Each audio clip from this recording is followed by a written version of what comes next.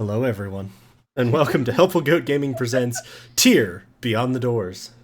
My name's Galway Trainer, and I am the unbenevolent dictator of Helpful Goat Gaming. And tonight, my friends and I are going to build and explore a world of magic and wonder. Or in the case of Tier, Yay. not so much magic. Of course, I would not at all attempt this alone, nor am I the star of this particular piece. I am merely your DM. Allow me to introduce to you your players for the evening. First, the benevolent dictator of Helpful Goat Gaming, Andy, playing Rook, the changeling sorcerer whose pronouns are usually he, him, his. What's happening? Excellent. Lena, playing Sunny Sunrail, the human druid?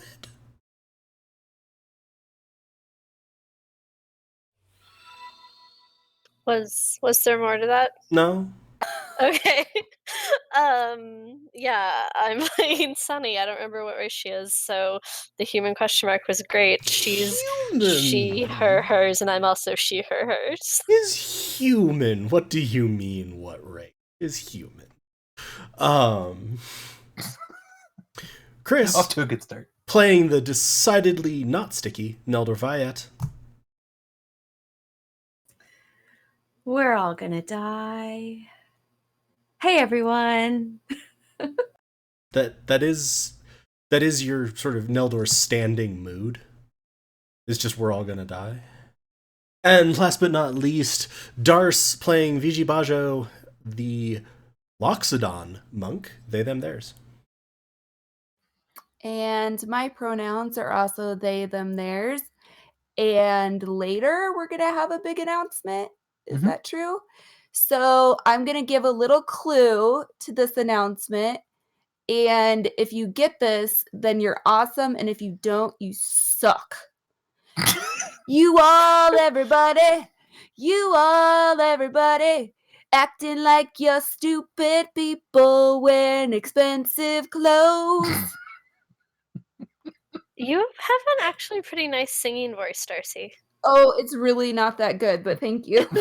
Also, there was also an extremely aggressive teaser for an announcement, but I like that energy. I was gonna change it to D&D words, and then I was like, I don't think anybody's gonna get that. Yeah, it's already a pretty deep pull. I was gonna say it's already a pretty deep cut, and at that point, it's a deep cut into a theoretical space. So yeah, no, I agree with the decision on just leaving that alone. Yes. Welcome everyone, we are Helpful Goat Gaming. We are a small independent game design firm. We design games, we play a lot of games, and we stream games, most often tabletop RPGs. We also produce podcasts from that. If you find yourself enjoying what we do here, please follow us on Twitch. You can also subscribe to us or cheer some bits. Both of those things support us financially and help us do more of this thing that we love doing. If you're interested in more information about us, you can check out our Twitter, where we're at Helpful Goat, our Instagram, which is the same, at Helpful Goat, or our website, helpfulgoat.com. If you're particularly motivated to support our programming and our efforts to produce more fun games, which can occupy your time during this COVID quarantine, you can go ahead and check out our Ko-fi page, which is ko-fi.com/helpfulgoat. You can also find that by using the !donate command in the chat, which I believe Andy just did. Thank you. Yeah. If on some level we seem like the type of people that you would enjoy hanging out with more, one, perhaps consult a professional. But two, you can join our Discord, where we hang out a lot, chat a lot, and a lot of great people in our community also hang out. You can find a link to that by using the !Discord command, which Andy also just has. Thank you, Andy and Moobot. Doing your job like a good bot. So much better than Dinobot. Which one's the bot? Moobot or Andy? I mean, Both.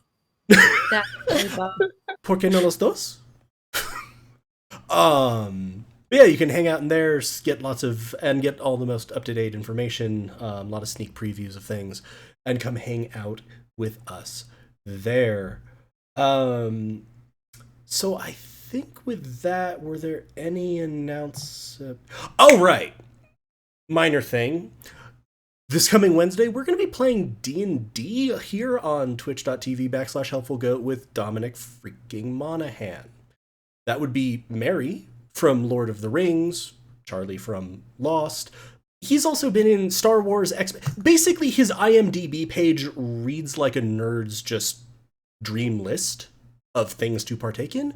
We're super excited about that. Correct, Andy? We're excited? Correct. Oh, That's- 100%. That's the emotion? Yeah, We're going that's with the emotion. excited. I couldn't remember. Also, yeah, exhausted because it's going to be a lot of work. I think but fun. Adam, although he is not, of course, playing tonight, what was his reaction was Yeah, Adam's just been giggling for the last week, basically. so Well, Stream just got to watch me like clutch my ears and fall backwards. Yeah, Good but mic technique.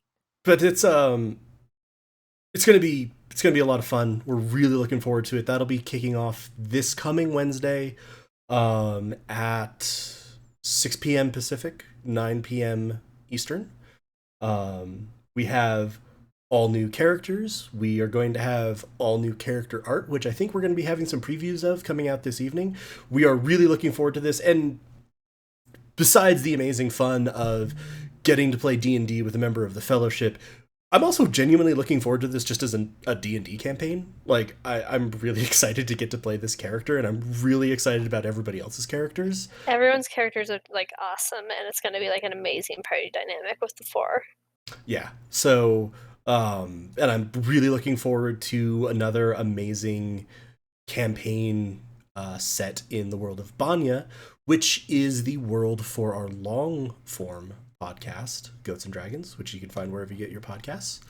And it's Andy is just right on top of those Discord commands, and I'm loving this. It's really nice because also I've had because of the sun coming in through the window next to me, I had to readjust my camera to the other side, so I'm not as able to like reach over, use my mouse, and hold down my push to talk button. So this has been very helpful. I appreciate it. But yeah, we are super looking forward to that. There will be more details. There will be more art. There's already an amazing preview video featuring some of the promo art that we've designed, featuring a conversation between Andy and Dominic Monaghan, and featuring the incredible original music provided for us by Sam, who I believe is in the chat. Yes, I see him there. I see the Samwise the Pooh. Everyone go ahead and go check that out. Maybe give it a like, give it a retweet. Listen to the incredible music that Sam made for it, because seriously, it's just really fun to listen to. But yeah, that is our big exciting news. Come hang out in the Discord with the Discord command. Follow us on Twitter for all the updates and all the fun art. We're really looking forward to this. And that'll be coming real soon. All right. Anything else from anyone else in terms of announcements? Monaghan! Rip headphones users. Solid. No, that one wasn't so bad actually. Oh, okay, good. Honestly, it was more I'm watching the chat go by with like a couple second delay, and I keep kind of waiting for Adam to be like, "Oh, I have something." Like, no, man, you're even further on a delay. I can't. All right. So, with that, let's return to the world of Tyr and check in on our brave adventurers and our chronically worried adventurer Neldor. First, totally smooth, get to the jukebox. It's fine. It's fine. It's fine. When last we left the party, they had managed to make it to the imposing stone fortress of Stone's Rest, deep in the blighted lands to the west of Gotwile. A hard, multi-day journey through broken, strange lands took them to the very walls of this fortress, where they took a brief rest, and then managed to very successfully talk their way inside, claiming that they were adventurers / vagabonds, interested in lucrative work, perhaps away from the prying eyes and the long grasp of the Unity. Combined with the work they'd done to get the correct passcode, and their very, very well-told stories, the guards believed them and let them in and informed them of how they could go about seeking employment with the bandit group called the Marked. Heading inside, they discovered that inside the fortress were an enormous number of bandits, but also various hangers-on, merchants, and a group of people called the Left Behind. Those who had been captured and held for ransom, but for whom no ransom ever came. There they work as servants or slaves, and though they are not mistreated, many of them do still yearn for their freedom. The group was sympathetic to their plight and considered ways that they might help them. They talked to the head of recruitment, and she was suitably impressed by them, as well as by their providing the information that the Unity was sending a military force to Stone's Rest, though it seemed they already had known of this. Galtha, the barbarian woman, or the Goliath woman, also agreed to give them an extra hint of how they might impress the leader if they played a game of Crash Orb. Not knowing what this game was, Vichy still stepped bravely to the fore and soundly defeated Galtha, deeply impressing her. In exchange, she informed them that the leader valued people of action, but those who understood their abilities and understood their strengths and would forge forward, and also that he was very interested in magical items, thing which the party possesses quite a few of. After this, they met with one of the other lodgers, staying in their accommodations. A strange figure who did not give them a name and seemed to have powers similar to Sunny's.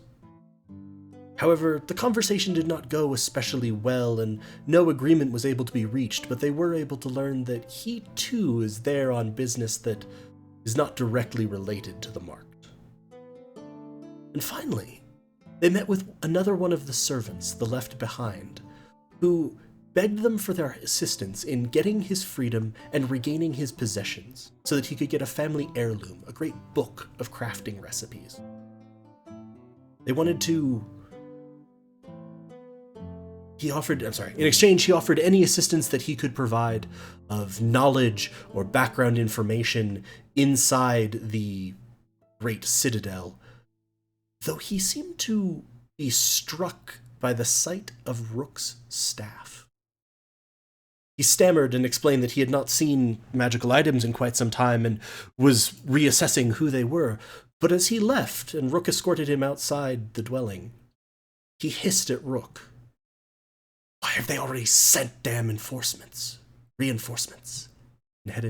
headed away into the darkness. And now, we come back, and Rook, you're still standing outside in the evening light, wondering what exactly he meant by that, and why he would have spoken to you about it. Yeah, that's weird. That's odd. I don't like that a lot. I'm gonna go ahead and rush back in and just kind of let my friends know what that was all about. Very good.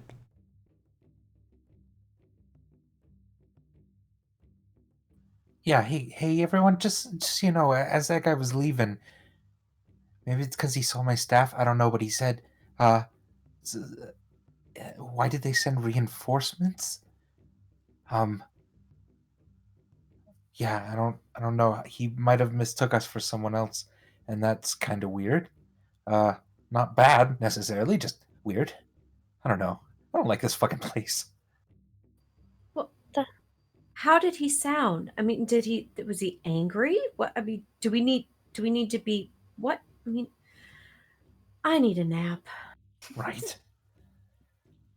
That sounds kind of bad. I know you said it's not bad, but it sounds like, I don't know. I mean, if he thinks we're someone we're not, and then we're not that someone, isn't he going to be a... Maybe. Just something to keep in mind for now, maybe. Unless, I mean, what other what other group has like magic items?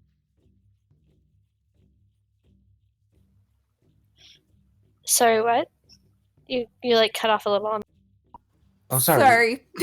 There was a We siren. got an an Yeah, I was gonna Amber say, Alert. was there an emergency tone? Okay, I did Yeah, actually there's- hear that. Is it okay? I'm looking. Okay. Do we need to evacuate? Nope, just 4 kidnapped children. Oh, awesome. Oh. Ignoring that. Anyway. All right. Jesus Christ. I'm not gonna find them in my bedroom. Yeah. God, I hope not. And we're back on the thread. Definitely We're back on the moving on. thread. We're back on the thread. So is there anyone that like maybe has magic items or something like that he's thinking we wait, did the Unity say that they already had people in Stone's Rest? Did I remember that right? Does anyone remember? I don't remember the Unity saying that to us. Did they? I don't. I Hmm. don't Let me recall check that my copy. information. I mean, it seems like it's been weeks since I talked to them. But To be fair, in game it was about like 5 days ago of hard travel. fair enough. DM, instead of checking my notes with Control F, is that something the Unity said to? If you had Or What did set I around. feel like I got the hint about something they said that they might have inside people. You didn't quite think that they had inside people, but they definitely knew where this place was. What they had specifically said, I believe in your hearing, was that their scouts had located the location. Good English. I am doing real well tonight. Had just sort of discovered the whereabouts of the Sunleaf, and that it was at this place. So that could mean they could have gotten inside, but it's a little difficult to tell. Sort of on the other side of having people inside / communications, that was almost more the marked. Because the marked already knew that the Unity are coming. Right. Weird. Okay. Just something to think of. Wait, VG, do you have any of your people that might be here? Yeah. I mean, do Do you you know of mean, any like, specifically? elephant people? Well, I meant that's the quiet people. The people in my group, Yeah, which is again silent prestige. There we go. That's my group. Sorry, metagame, would I know of anyone? You actually would. You had sort of had a consultation with some of the higher ups. There is no one that they know of operating in Stone's Rest. The silent prestige agents, such as yourself, also very, very much act independently. So someone could be here, but no one is like supposed to be here, or no one has been assigned here. Does that make sense? I don't know of anyone personally here, but of course there always could be. Yeah. Someone here, so I'll keep my eye out. And we have a way of signaling each other, so I'll let you know if. Yeah. But I don't know of anyone off the top of my head that is assigned to be here. I say we stay really low. Yeah. And just keep in mind what that person told you. And just see what happens. Yeah, okay. Yeah. It's good enough for me. And then, so we were gonna help that person out by getting their book, right? I know this happened like 5 minutes ago, but did we make solid plans with them? Or were we just planning on helping them out to get their book, but we, hadn't really solidified how we were going to search that one building for it. I don't know if we have plans specifically, but I think we have like kind of a destination in mind. Okay. Yeah, the building that like no cleaners or anyone ever goes into. Right. Right. You mean the building that we probably don't have access to? Yes, Yeah, exactly. That building. There was like a Yeah.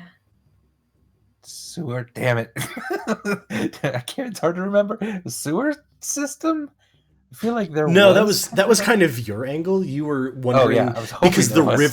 the river clearly runs underneath the fortress Right. and was that accessible, etc. And Teppel, the human, the servant, the left behind that you were talking to and who was asking for your help, was like, I've never seen the river. I've never heard the river. Wherever it is, it's pretty damn deep under the fortress.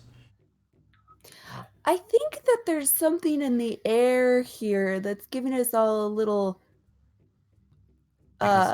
short-term memory loss. Right? This was just like 5 minutes ago. There's something going on here.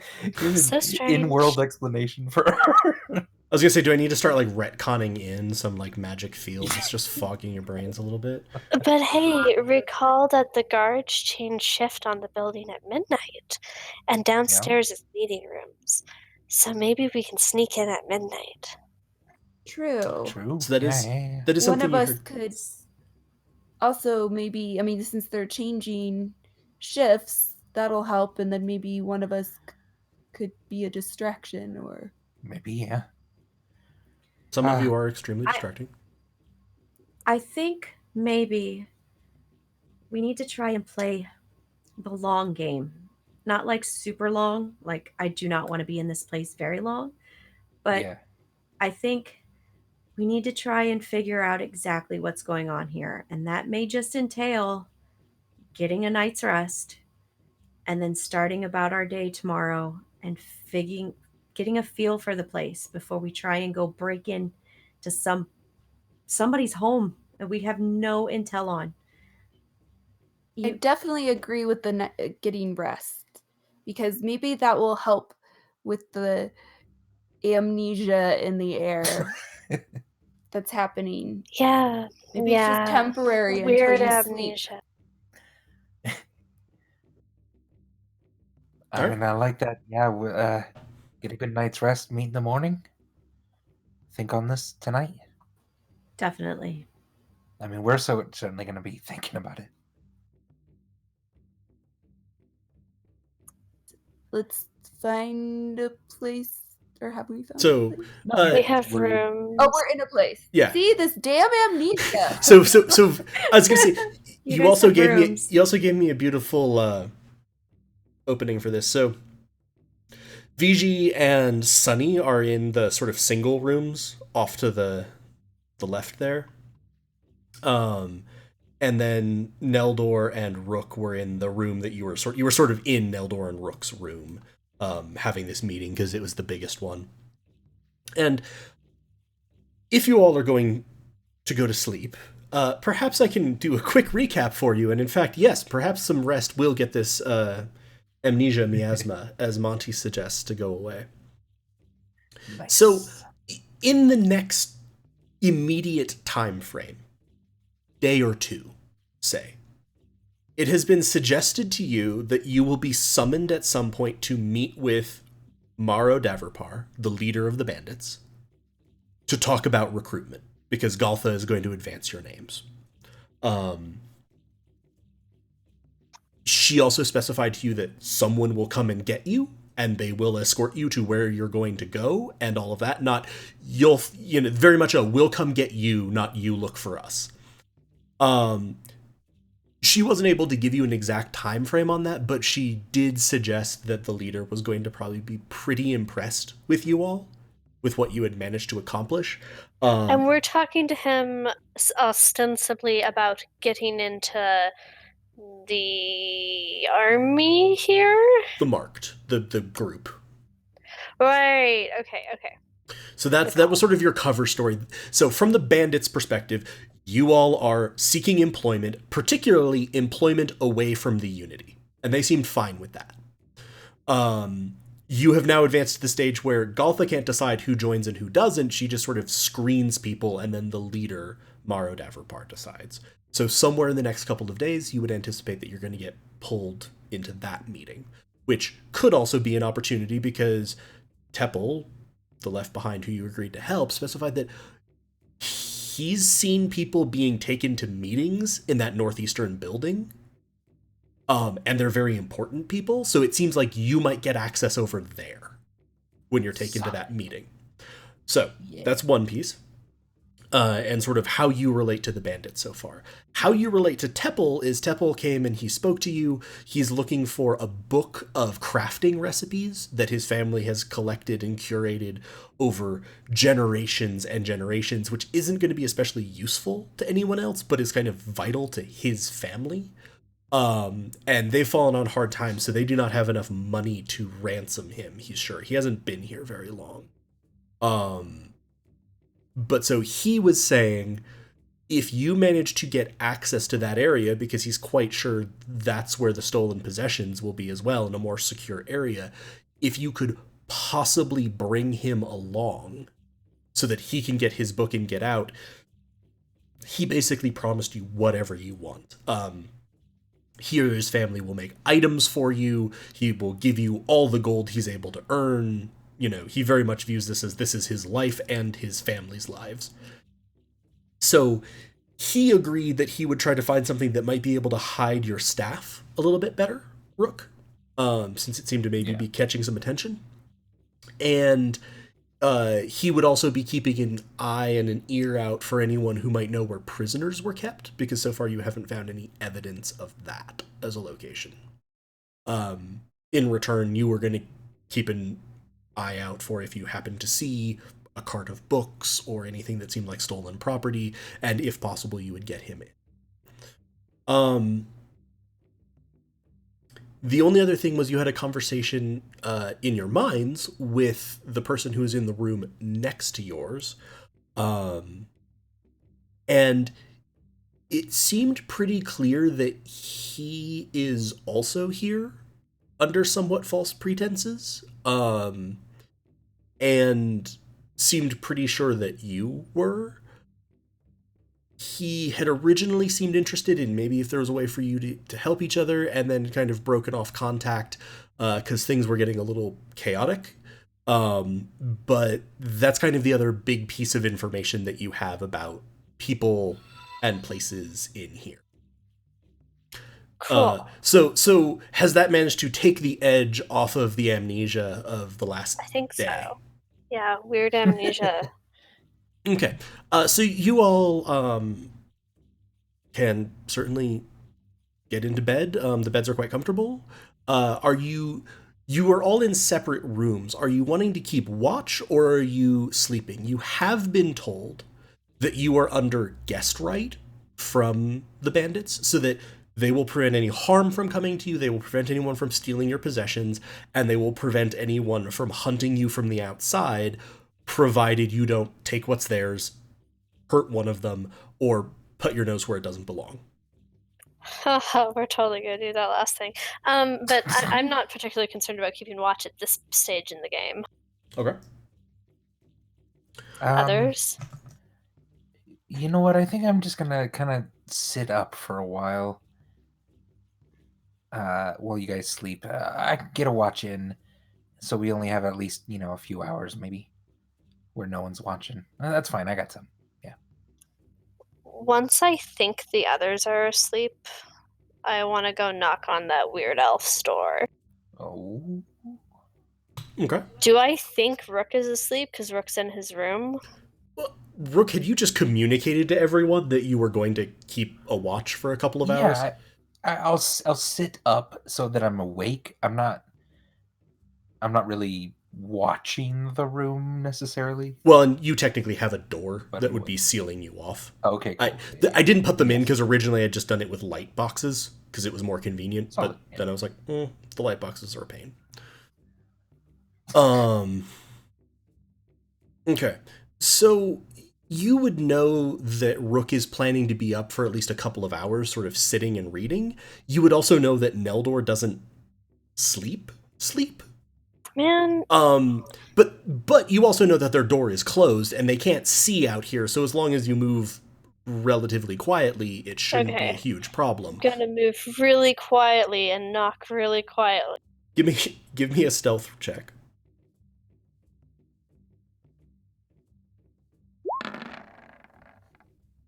I rolled a 9. 9. I'm so quiet.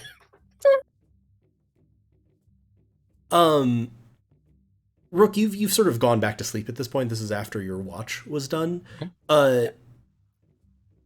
Neldor, how on alert would you say you are? Oh, I am very alert. Okay.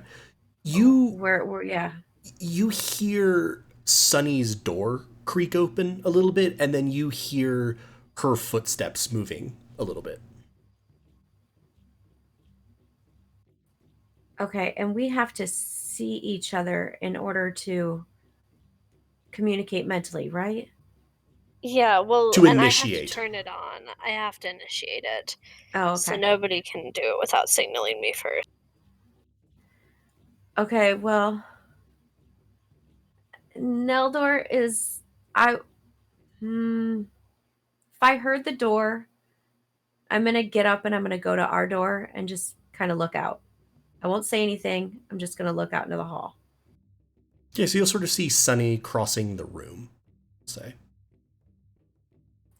Does Sunny see me? Yeah, do I know that Neldor's looking at me? Were you trying to open the door extremely stealthily, Neldor? Yeah. Okay, give me a stealth check then.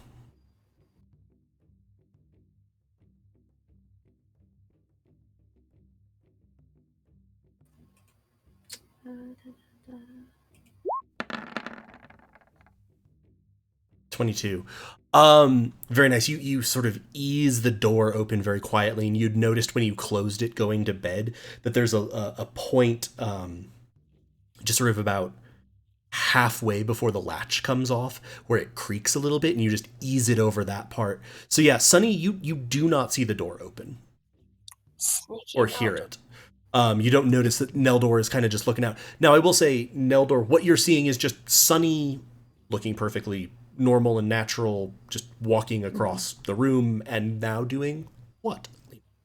Oh, okay, you see me walking across the room not perfectly normal and natural because I'm trying to be stealthy, right? So you Oh, see that's me true. taking these exaggerated, quiet footsteps like they do in cartoons, where I'm trying really hard to move quietly. You've got like the arms up, and you're like doing the massive Yeah. steps, and like only your toe touches. Yeah, okay. Okay, I'm gonna knock on the door quietly. I don't know how quiet it is. Okay. There's no response. I'm gonna knock on the door a little more loud. Okay. At that, the door will just sort of swing open. Gonna quietly go in and shut the door quietly behind. Okay. So let's pause here for a second. Neldor, this is what you've just seen. Okay. I will let you ponder once- what you want to do with that. So, Sunny. So Oh, sorry. Go ahead. No, if you have something, Neldor, go ahead. no, not yet. Okay. Just flag me if there's something you want to do. So, Sunny, you're inside the room now. And you see something a little odd. You see the figure that you spoke to earlier walking out of the bedchamber of this room now. And he's kind of like rubbing his eyes sleepily. Oh, yes, you're back, I see.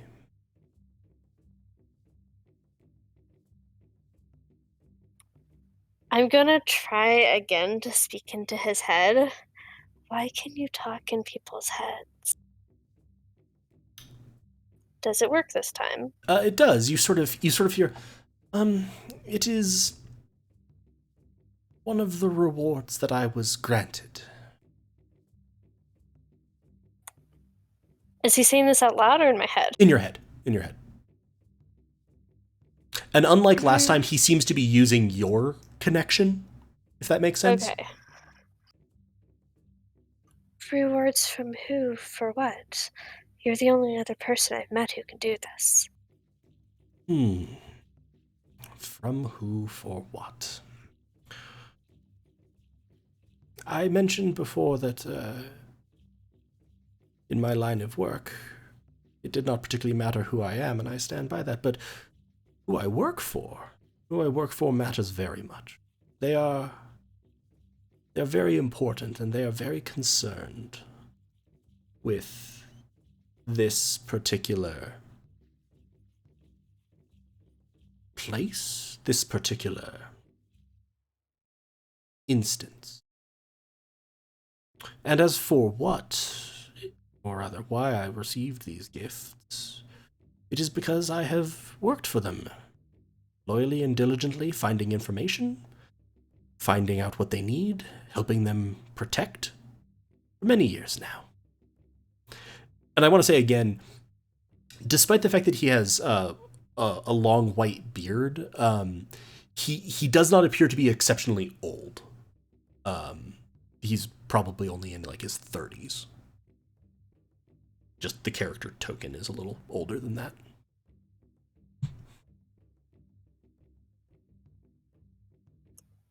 What have you worked for them doing? It is difficult for my employers to act freely. A great many eyes observe them at all times. So it is useful for them to have an agent who can come and go as he pleases and see things, witness them, observe them, report back, and occasionally intervene if there is danger. Does that make sense? So I feel like all of what you're saying makes sense in like a verbal language sort of way where it follows the logic of language and it's all syntactically correct sentences. All the grammar is good, but I also feel like you're not saying anything, kind of. I mean, you are, right? But you're also really not saying, like, you're being really vague. That you have noticed, that is the first step. Again, very, very vague.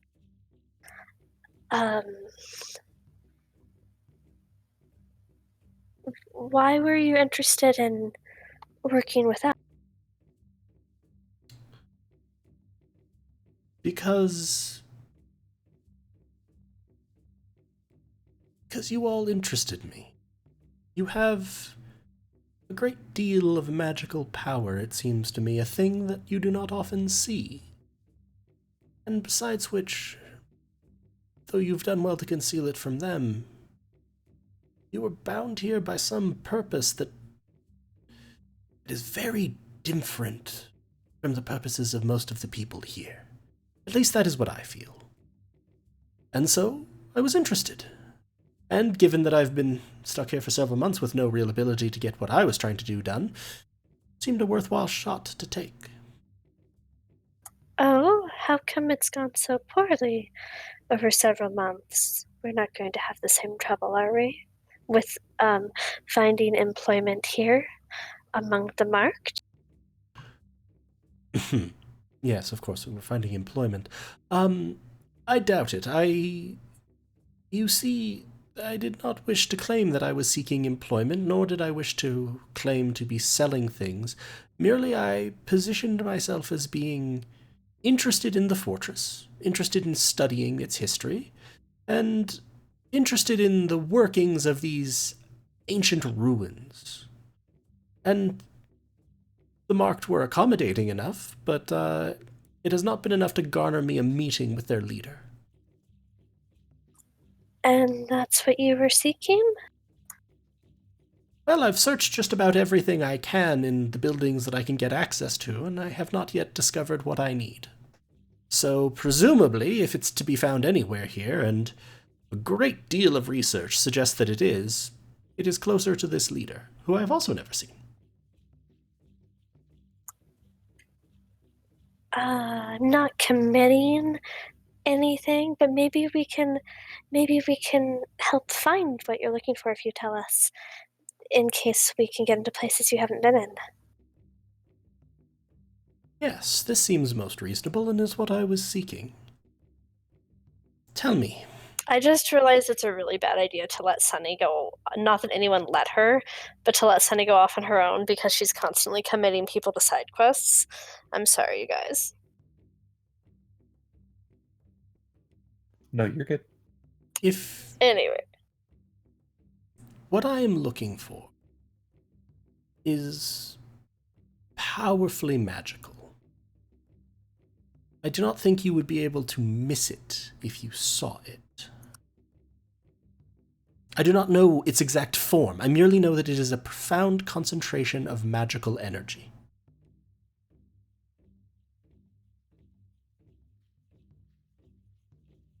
Like, if somebody had I forget, has he noticed our magical weapons and commented on? Yes.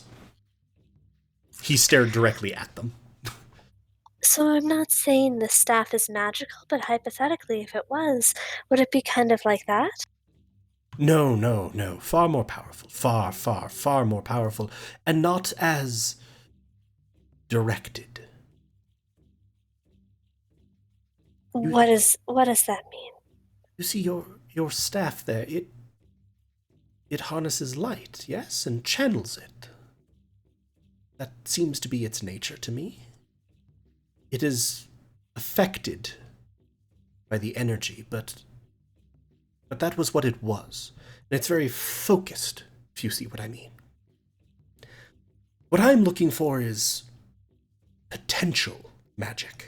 Profound, deep energies that could be anything. Huh. Okay. Have I, in my times back in that place that I lived behind the doors, have I ever run across anything like that he's describing? No. Because we had magic there. Oh yeah, you had lots of magic. Not really. What he's saying to you based on like the fact that your staff channels light and all that, it almost sounds like it's something that sits behind that, or it's potentiality, not an element, if that makes sense. Yeah, that makes sense. Okay, and I'm gonna just add that to my to-do list. So you're item 4 on the to-do list, but that's not an order of priority, importance, or when we'll actually get to things. I don't know why it's a numbered list, actually. It should probably be bulleted. But I'm adding you to my to-do list. I do need your name for my to-do list, though. So can you just give it to me real quick so I can write that down? As I have said, it is not I who matter, it is those that I work for, so I suppose if you had to put something down, you could call me servant.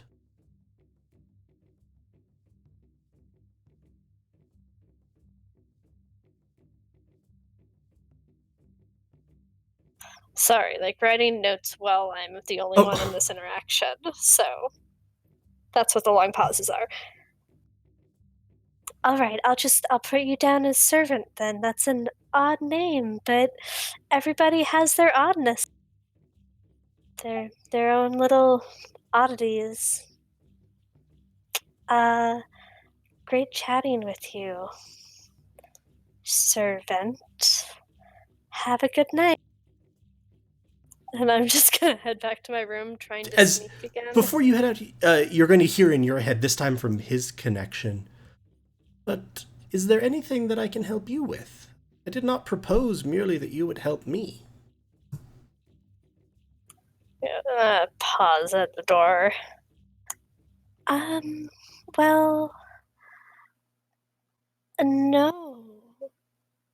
because I don't know if my friends want me to tell you things, and we're just here to join the marked as guards and fight with them and whatever else they do. And live here, away from people we don't like. I'll get back to you.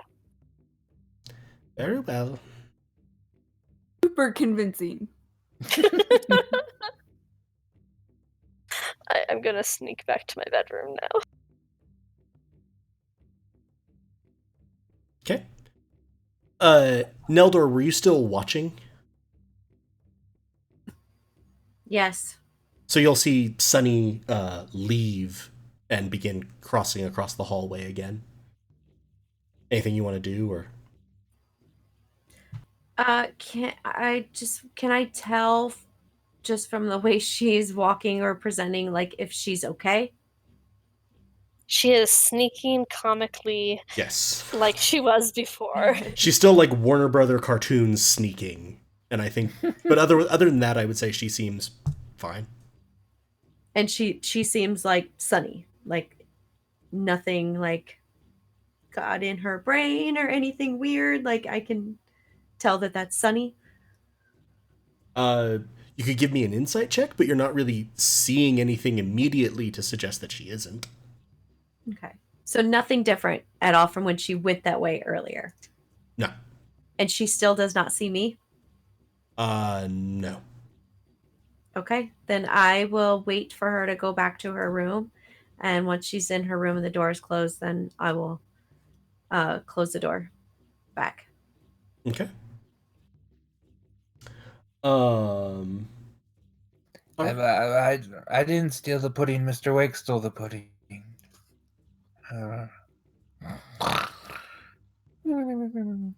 We seriously need to discuss who this Mr. Wake is. Right? So yeah, you all return to sleep. Neldor, you return to your meditations. You sleep quite peacefully through the night. The beds are actually quite comfortable. They're basic, they're plain, but they're comfortable. They're well made. And you wake in the morning. Sweet. Always good to wake up in the morning. Yes. So yeah, you can. I wake up to Yes. Neldor giving me an inspiring speech. I feel like you wake up to Yes. Neldor warming up the speech because you all have to be in sight line. So you sort of get the 2-minute preamble that Neldor does, the speech stretching. The stump speech, yeah. How much HP is that? I don't know what your charisma mod is.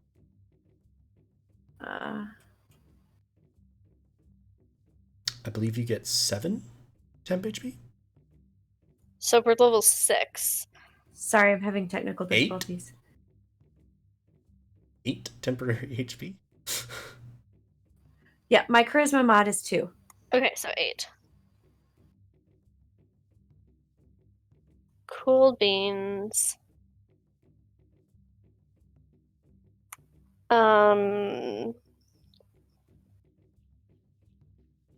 Yeah, so I'll tell, are we all in like the little common area, or no, we can all be in the big, that's where everyone else went.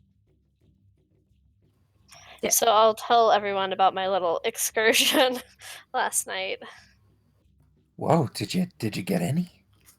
What? I know, like I so What? badly wanted to say. We're all sexual beings here, I'm just saying. I don't know what you're talking about. Sex positive. I'm not into old men. Well, I mean, maybe you... I don't know what your thing is. It's not old men. What is it?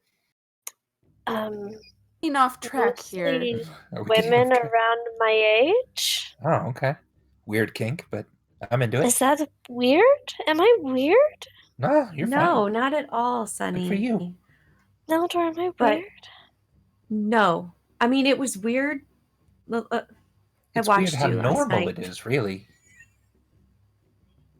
Oh wait, yeah, I guess that was weird. Wait, go back to what you did last You night. watched me last night? And yeah, Neldor, you didn't. Yeah, sorry, that came out wrong. I mean, at this, Neldor is like extremely flushed. Like when? I heard you get up, and let's just say, I really think you need to work on your sneakiness. I was sneaking. No. No. I was sneaking. I was stepping very quietly, and my arms were up, and I was So- sneaking. My If arms were Neldor up. can, Neldor would like to reenact what he saw, just so that Sunny can see what he saw. Yeah, so you sort of pace around the room with this greatly exaggerated stride. Oh, Sunny, that's... Well, you're doing that very loudly. I was much more quiet. Okay, I'll sure. All right, so how did it go? So he seemed more receptive to talking. He is very vague and wouldn't give me, I mean, maybe it's his real name. He wouldn't give me a real name, but I guess maybe that's his real name. He said his name is Servant. Um, he says he's here. Well, he didn't completely say. He said he's here, been here for a few months looking for some sort of magical potentiality. And he hasn't been able to get access to the areas we'll probably be able to get access to because he's not trying to join the marked, right? He's just here and doing research, and they're okay with that. But he wouldn't say who he works for. He said it was people who can't act freely, who have a great many eyes on them at all times, and he reports back to them typically, but sometimes intervenes. He also said that they try to protect, so maybe he's good. I don't know. Anyway, so I committed us to helping find the magical potentiality. So that's on the to-do list now. That's item 4, but this isn't an order of priority. So if that happens first, that's okay. Yeah. And he wanted to know what we were doing here, and I lied really well about us being here to join the marked because we just want to avoid people who we don't like very much. It was a good job. I did a great job. I'm not sure he believed me, but I did a great job. Um, and so I don't know. Do you want to tell him the real reason we're here? We could, No, but I don't no. know. I mean, I I do don't not want to believe that trust... that's a good idea at this moment. Yeah, I don't really Yeah. want to trust anyone outside of this group right now. Right, and he was, I mean, he was kind of forthcoming, but he also was still really vague about a lot of stuff. But I mean, I guess you kind of have to, like, it's tit for tat, right? Like, I didn't tell him really anything either. And he didn't show you his tat. Yeah. What? What? Is that a Friends joke? What? Anyway. Brooke, What? Yeah. rein it in. Rein it Gotcha. in. Keeping it sexy. Why? Day anymore. It's not Valentine's Day. I was gonna say, how has Rook just become this repository of all of like Andy's throwaway running gags from like streams? Rook is large and contains multitudes. Okay. Yeah, so anyway, we should keep an eye out for a magical potentiality. Rook, you were a teacher. Do you know what that is? I mostly know just like plants. I don't know. Yeah, let me search my mind here. I go in and ask anyone in my mind if they knew about this. You were primarily sort of a history and political teacher, but go ahead and, like, that was your main field of study, but go ahead and give me a history check to see if you can, history or arcana, your choice, to see if you can remember things that you might have heard of.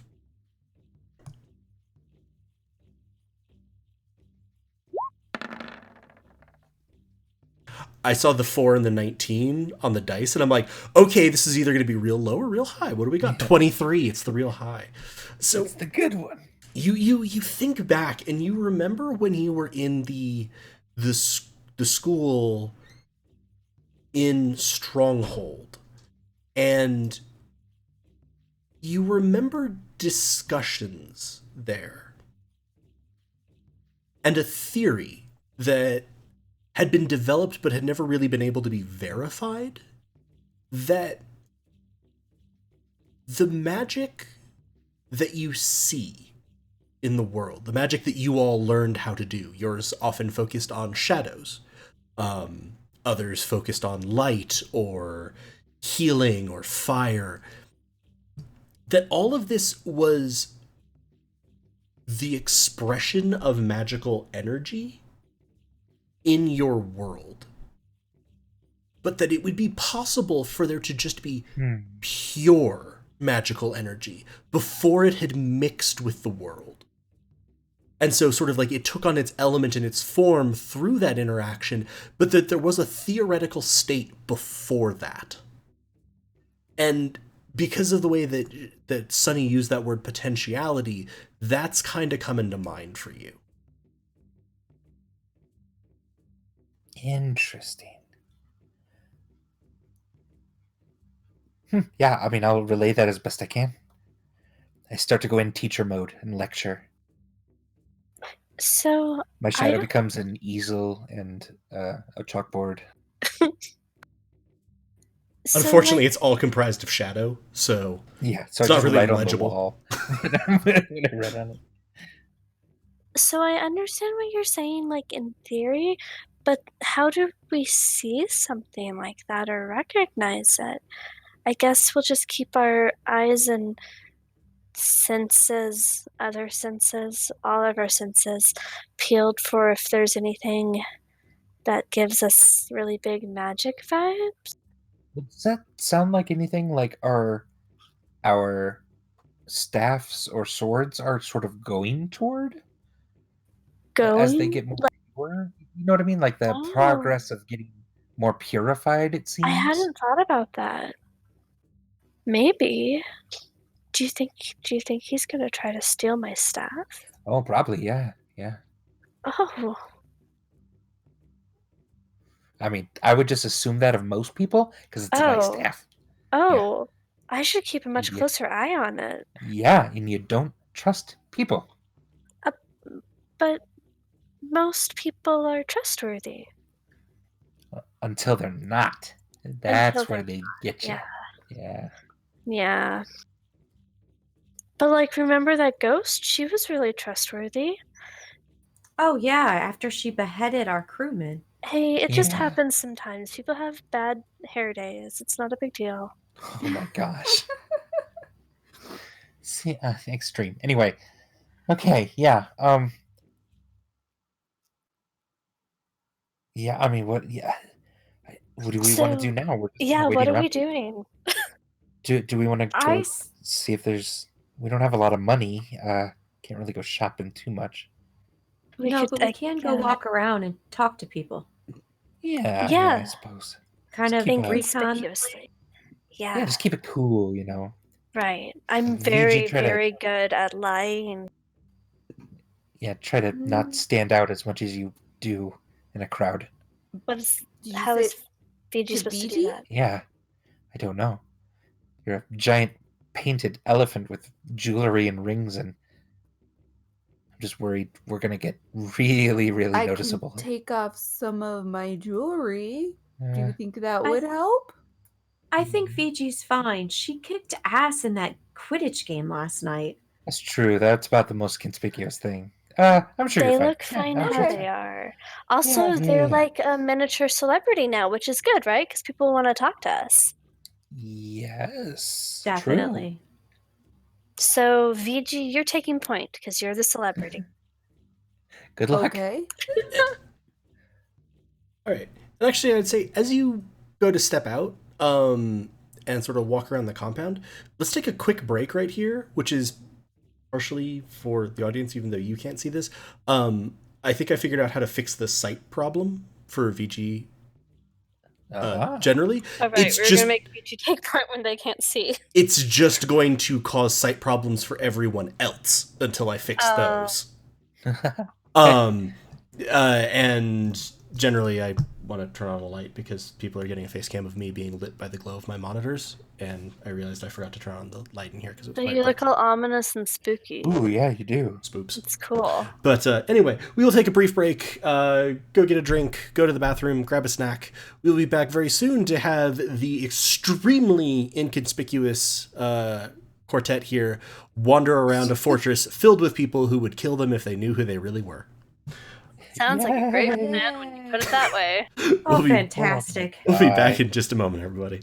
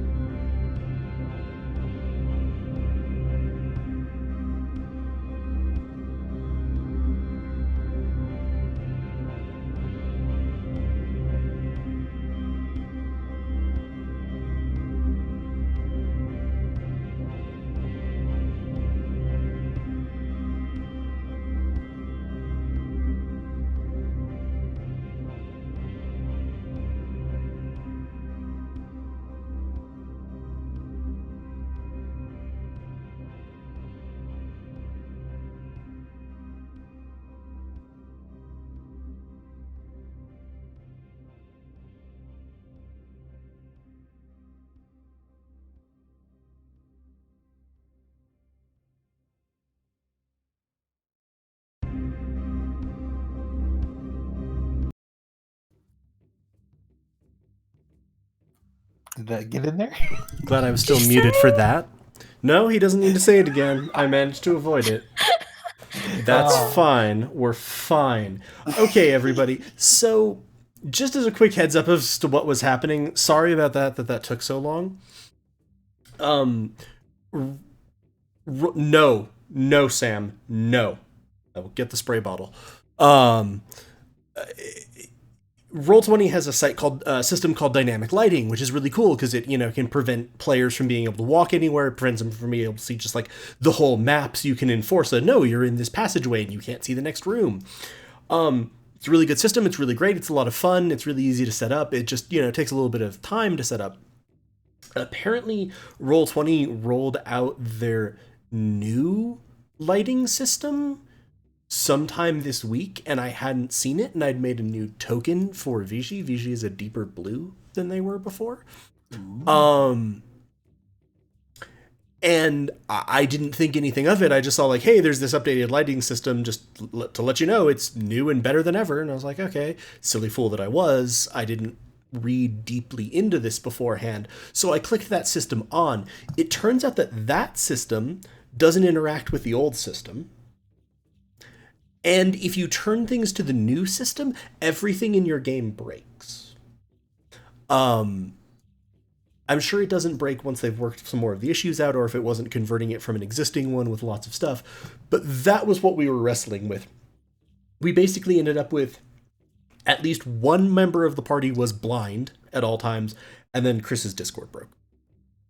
But Discord hates me. I was gonna say, but that's honestly because Discord hates Chris. I mean, it hates me so freaking much. That's less of a comment on Discord and more of a comment on Chris and Discord's relationship.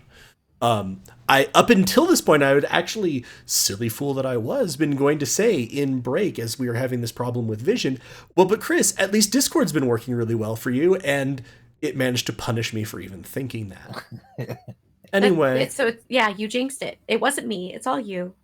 Anyway, hi everybody. Sorry about that extended delay, but I kind of wanted to fix it because I didn't want my players to be, one of my players to be blind and not being able to see what's going on in their character token, especially when we just declared that they should be taking the lead and going out and exploring this stronghold.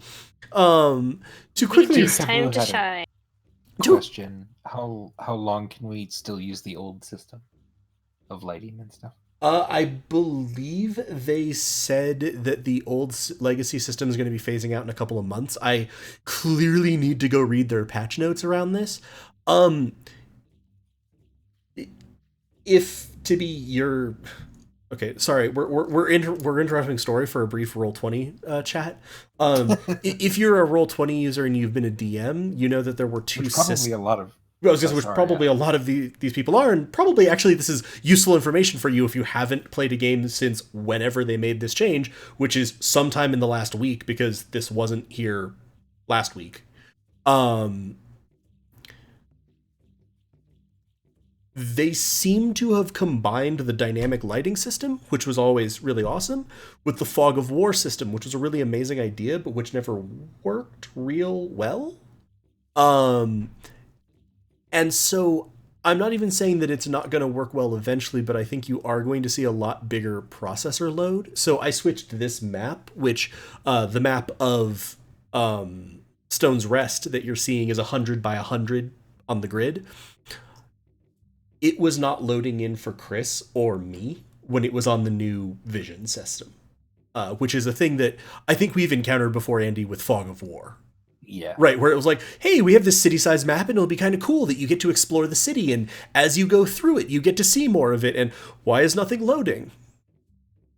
Like, I remember one of the times we tried it, where I'm like, I'm pretty sure I moved my token 5 seconds ago, but nothing has happened.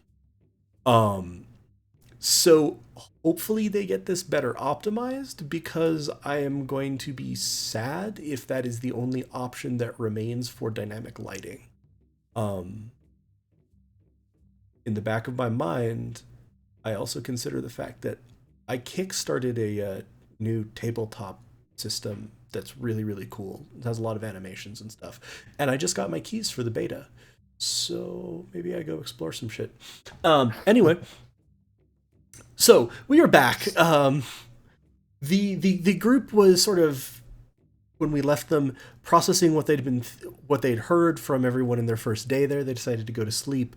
While asleep, Sunny stealthily made her way over to speak to their neighbor in these lodgings, and was much more successful this time with him, and discovered that he's looking for a source of, like, potential magic, a massive ball of potential magic energy. And he's not really sure what it would look like, but it would be very powerfully magical, and it would be very easy for them to sense, he thought. He also offered to provide some help to them if they wanted, though they didn't necessarily take him up on that. And Sunny was also able to discover that maybe not his name, but at the very least, she can refer to him as servant. And then I decided to do something about the fact that VG's token couldn't have sight and the world burned.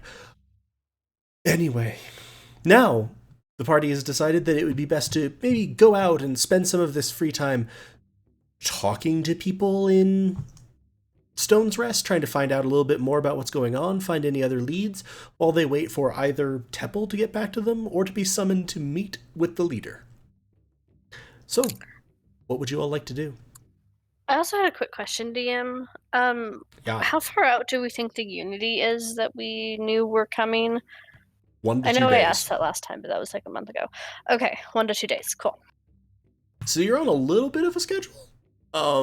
Yeah, I mean, we're not on our schedule, though. We're on Marrow's schedule. So, now that you all have your amnesia having been cleared up by the rest, because we did a bit of a recap, and your vision having been cleared by painful efforts, what would you like to do? Neldor really wants. Oh, sorry.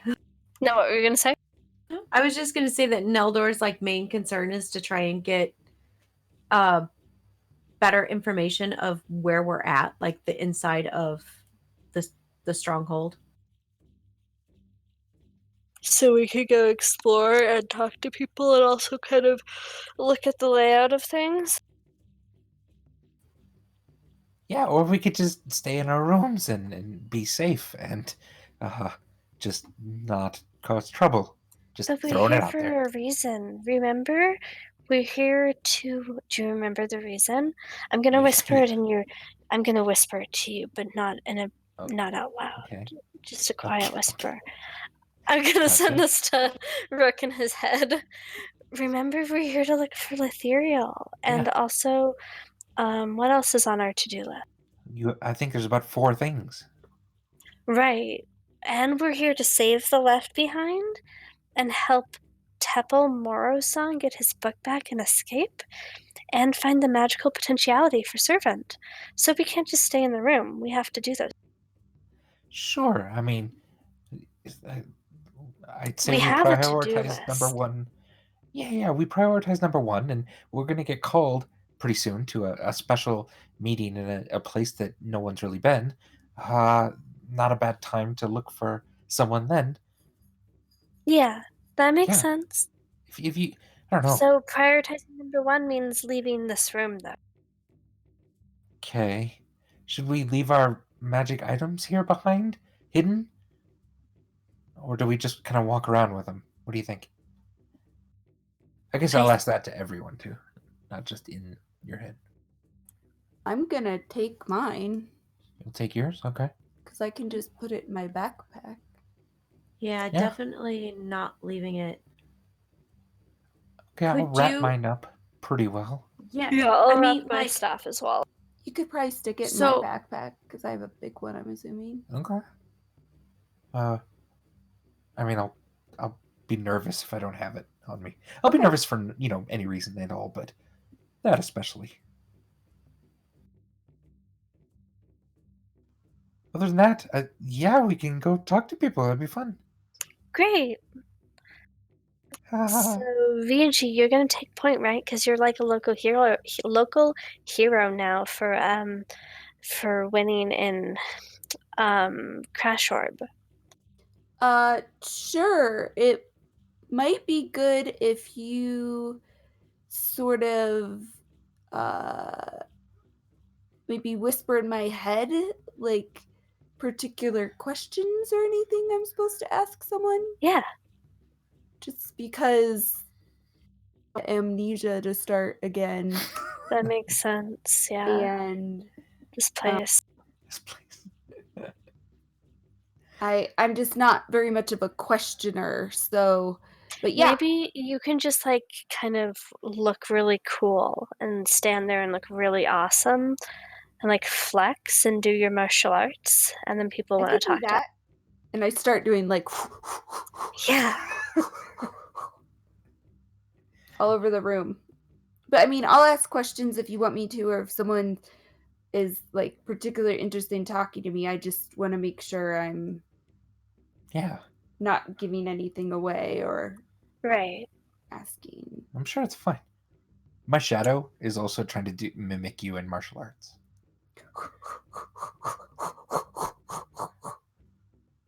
Awesome. Very good. Okay, let's go. Right? Out the door. So what do we see walking out the door on this fine morning?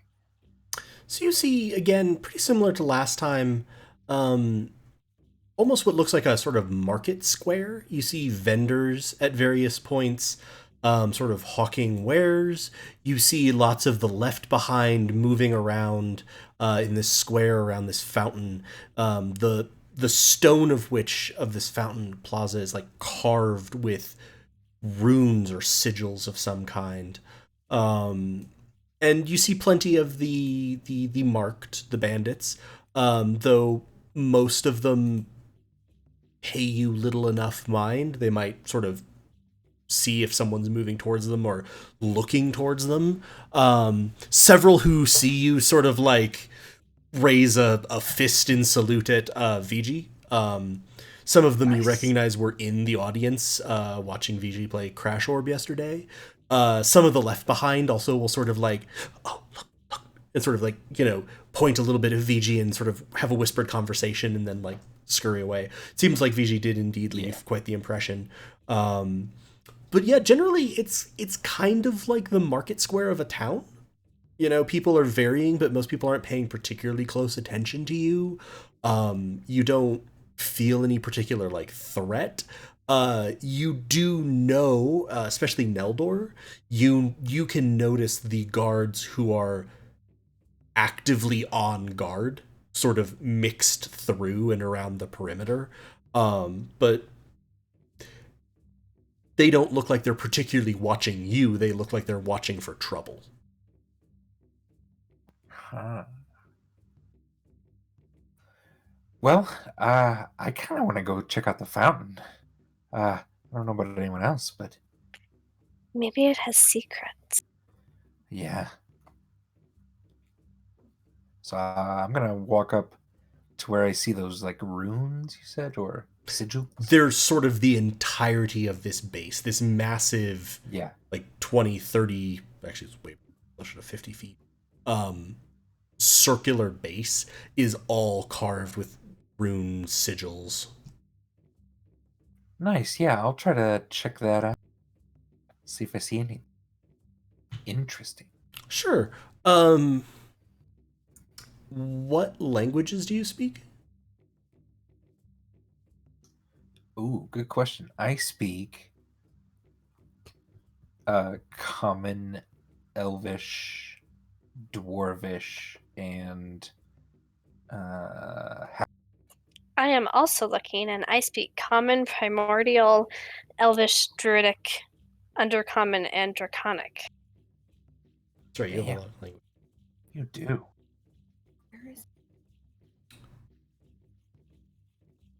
Are either Fiji or Neldor looking? I just speak Common and Loxodon, I guess. Okay. And are you looking at the sort of runes? Sure. And Neldor?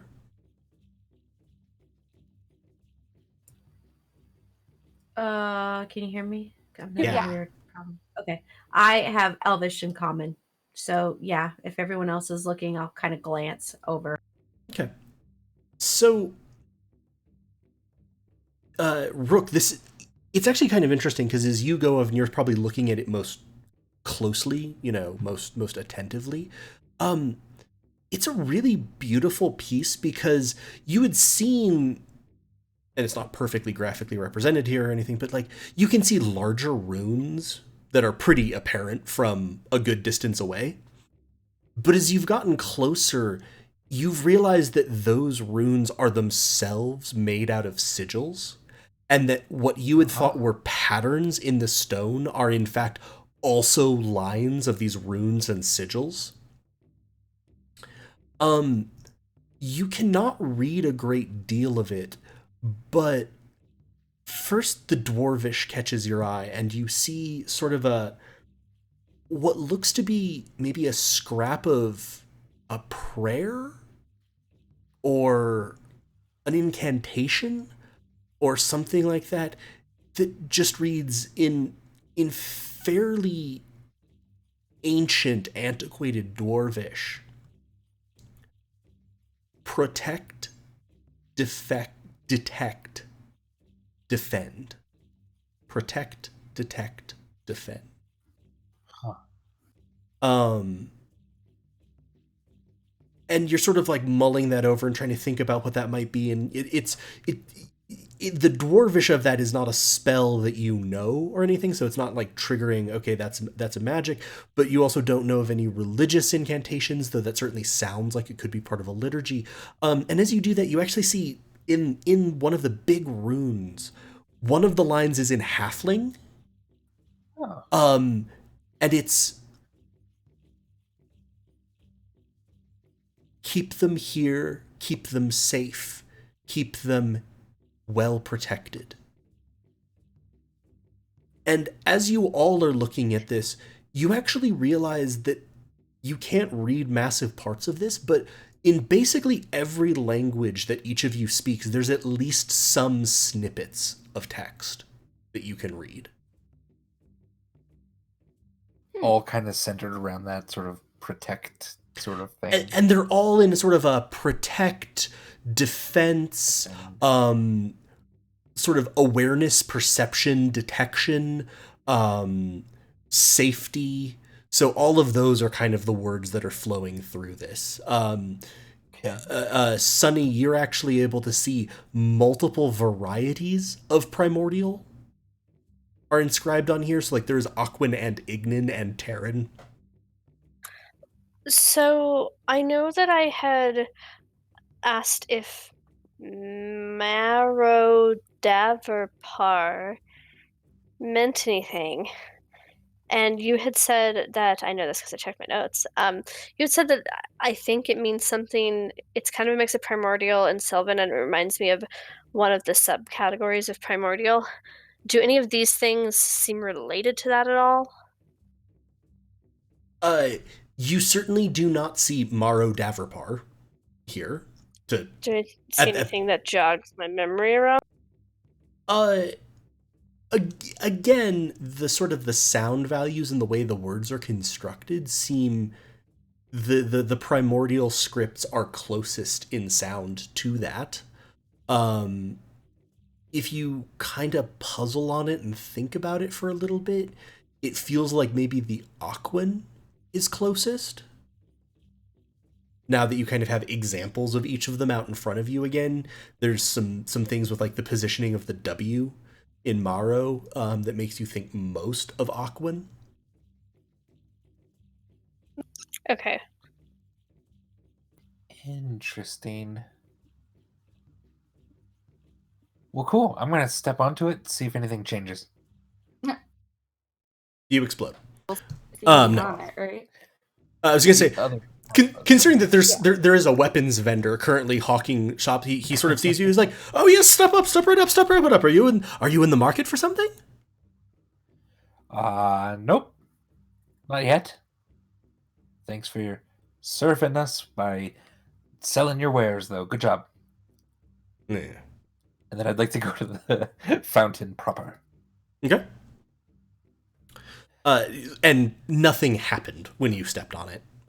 Sure. The stone is, as you step above it now, so that you're standing on it and it's what's below you. The air is a little cooler than you might expect it to be. Huh. Interesting. What is that? Meaning it's relatively warm in the plaza overall. You're in a stone plaza. It's the morning, but the sun is coming down and into it, so it's just a little bit cooler than it might be just if this was just more stone. It's bracing. I love it. Does this stone seem natural? Does this stone seem natural? In what sense? In a druidic sense. It made from stone, which is a very natural. Do you mean like, does it seem like this was hewn out of rock that was here versus being like tile that was laid in? Seem like this is real stone. Oh, does this seem like this is real fake stone? Okay, I wasn't sure. You're just like, does this seem natural? And I'm like, it's stone. It does seem like stone, yeah. It doesn't seem like a stone that you recall seeing on your journey in. Like, most of the stone that you saw was kind of a gray to deeper brown, whereas this is quite pale. Okay. I'm gonna go old school D&D here and drink from the fountain. Oh no. Okay. I'd like my little shadowy mage hand to give me a little cup of water. Oh, whoops. Probably shouldn't have done that. But I do it anyway, because that's what I said. So, And you cast the spell Mage Hand? Yes. You do it sneakily? you don't have to say everything just because you said it. You can just be like, no, wait, I didn't actually. Yeah, Rook wants just a little drink, though. Why can't you use your regular hand? That'd be easy. I literally don't want to touch Okay, it, though, is the If problem. we're gonna get into a fight, I'm gonna need a pause because I'm still preparing spells. So just as an FYI to the DM. Okay. Well, now I don't know what to say. Should I be like, sure, take a minute? Oh, no. Gosh. Damn it. Brooke, we're all gonna die. We were already all gonna die. So True. I just wanna make sure. Give Lena Yep. a couple more seconds to prepare the spell. No. You basically walked up here, and you summoned Mage Hand and like cast the spell standing about where you are on the map, and you sort of cast it so that the hand was above the surface of the water, and then it's going to scoop up the water and bring it up to you. Yeah. Okay. It shouldn't be a very. I'm not trying to do it with a flourish. Yeah, and you're neither trying to be hyper subtle about the spell, like suspiciously subtle, but nor are you being ostentatious about it. Right. Okay, cool. How are the spells going? I need to do 3 more. Okay. Oh, that's not ominous at all. I'll let you just continue thinking about those. So I'm trying to remember. Does Mage Hand has somatic components, right? And is that it? Did you go ahead and throw it in chat? 100%. Okay, I'm done. Verbal and somatic. So you mutter the words and you sort of make the gesture, which I sort of picture as you if you have a specific action in mind, you form your hand into Sort of that mimic pose. it, yeah. As you do that, the water in front of you turns bright red, and releases a beam of light into the sky as you hear the stones themselves begin to echo an alarm. The Rook? And instantly you are going to see the left behind are fleeing to the sides. The the marked are now all drawing weapons and looking around.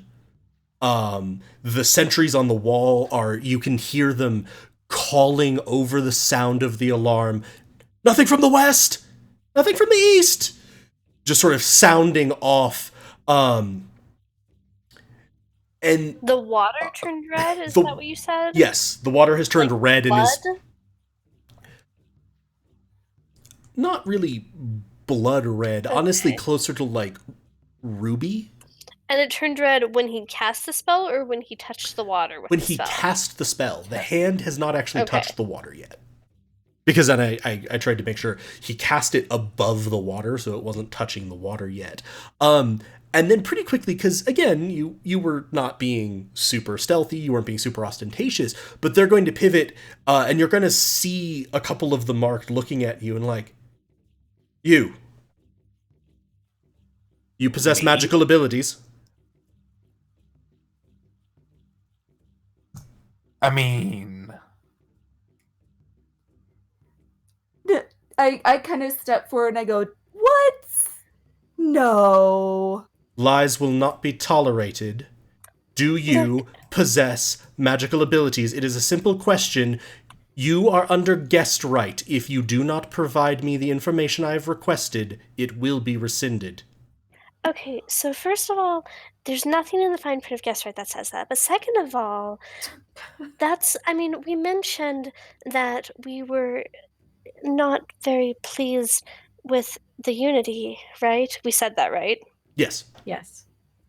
So, this is kind of why we're just trying to protect my he's like my brother, right? He's like my pseudo brother. He's like blood almost to me. We're trying to protect him from the unity. He doesn't have big magic, just little magic. Just a little hand. I hear more and more people gathering.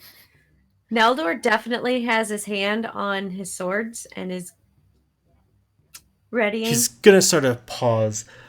Give me a persuasion check, Sonny.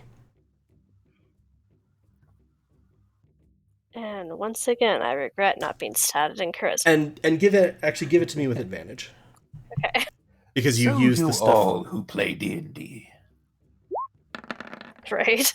See why Galway has never taken. Wait! Don't say anything. I rolled an 8. But I would like to put forth an argument that I should have inspiration, that I can use because I can give it to you. Oh, you have inspiration? Okay. Foregoing the argument. So sure. Am I using the inspiration or do you want the argument? Oh, by all means, use the inspiration.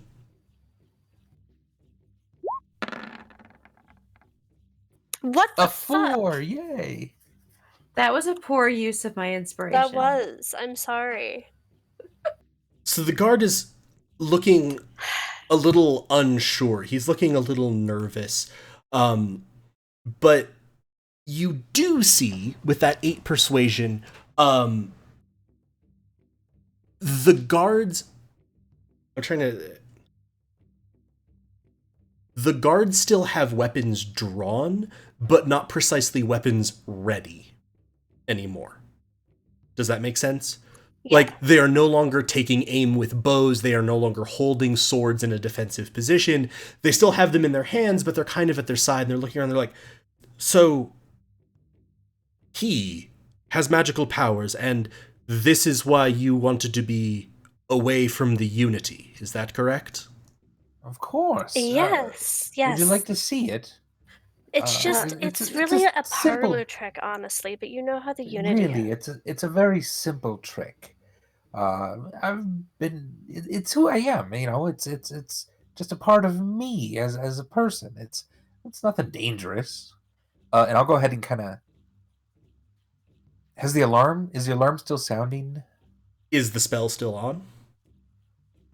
No. As soon as I heard that, I would have stopped the spell. Yeah. So the alarm is going to sort of fade, and the light and the redness of the well is going to... The column of light is gone, and the water is sort of switching back to blue. Okay.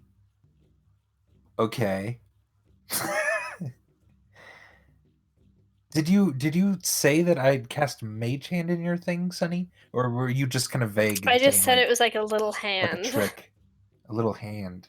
Like a parlor trick. Okay. Parlor trick. Okay.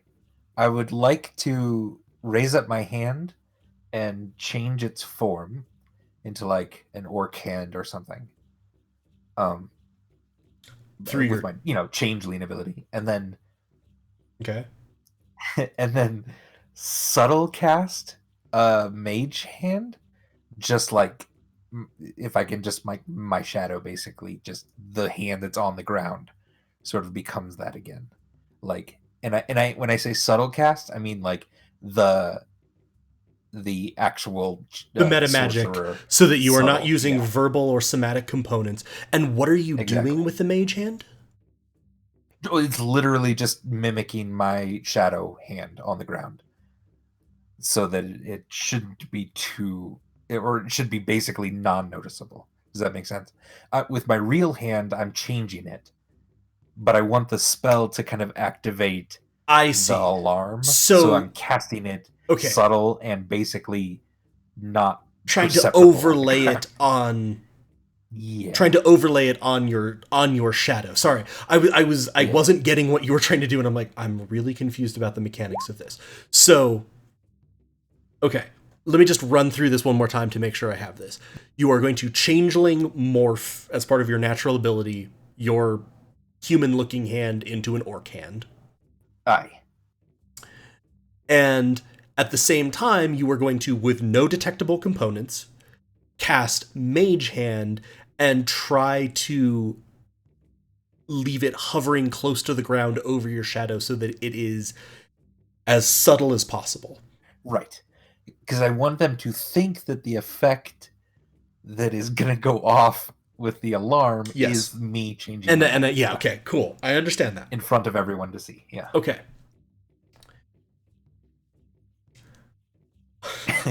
Okay. This is a little bizarre. Yeah. So you do this transformation, you do the subtle spell. Again, you have like the alarm is blaring, the water is glowing and shooting red light into the air. And then I stop it right away too if I can. Yeah, and incidentally, Sunny, you'll see Galtha has come up beside you and is kind of watching, and she's not armed. She doesn't look super alarmed, but she is looking at you with great interest.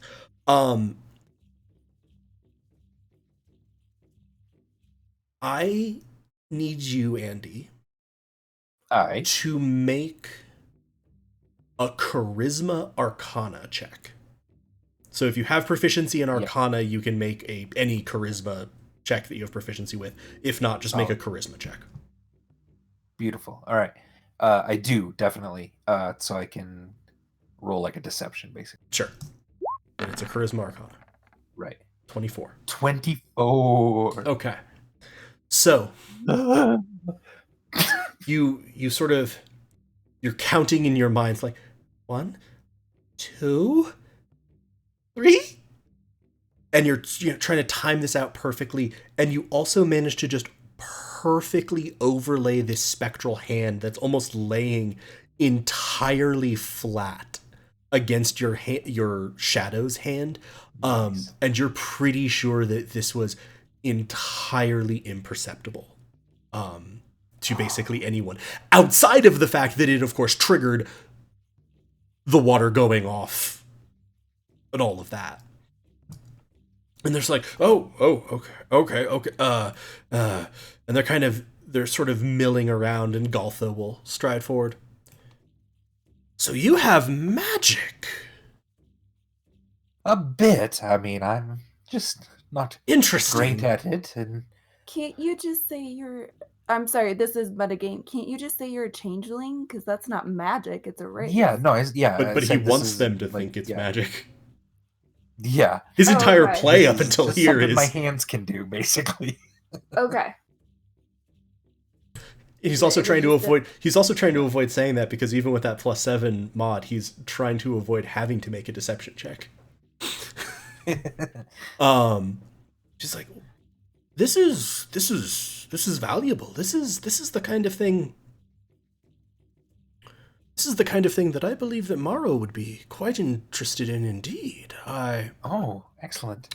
Tell me, and much as she did when she was sort of appraising you for recruitment, she is going to fix you with this very intense, focused gaze.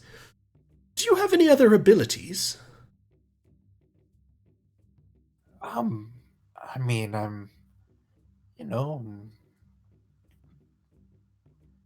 pretty quick. Magical abilities. Oh.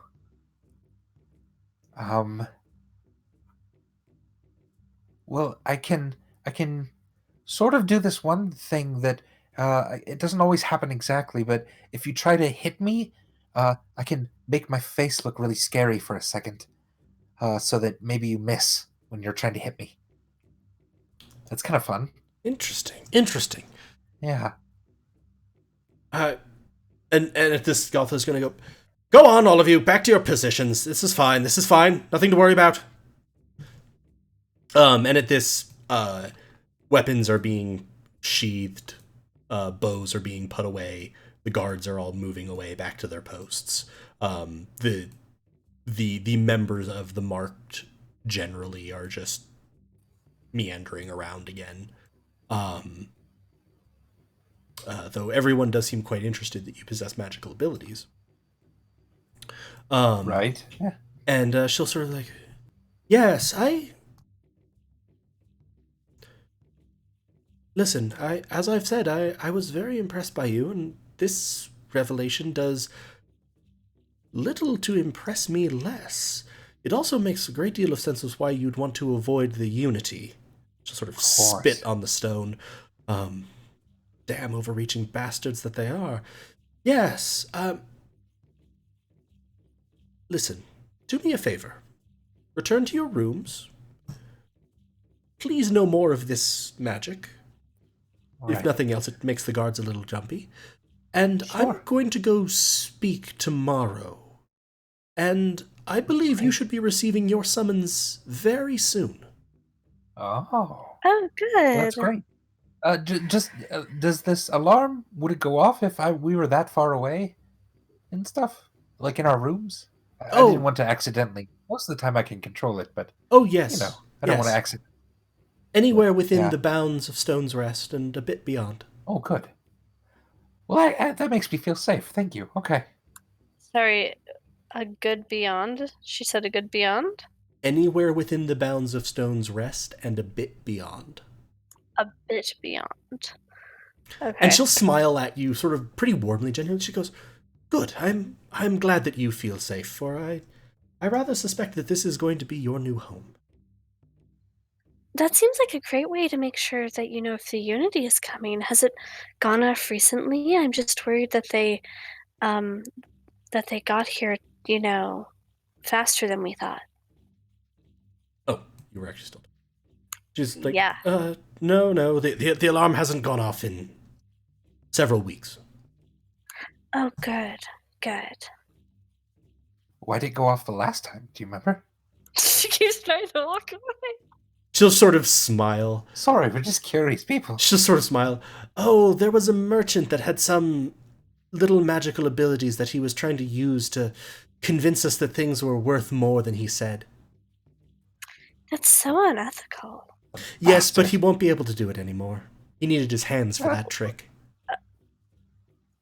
Oh. Gotcha. You asked him to leave without his hand. That's good. And so she's sort of striding. Ask him to leave.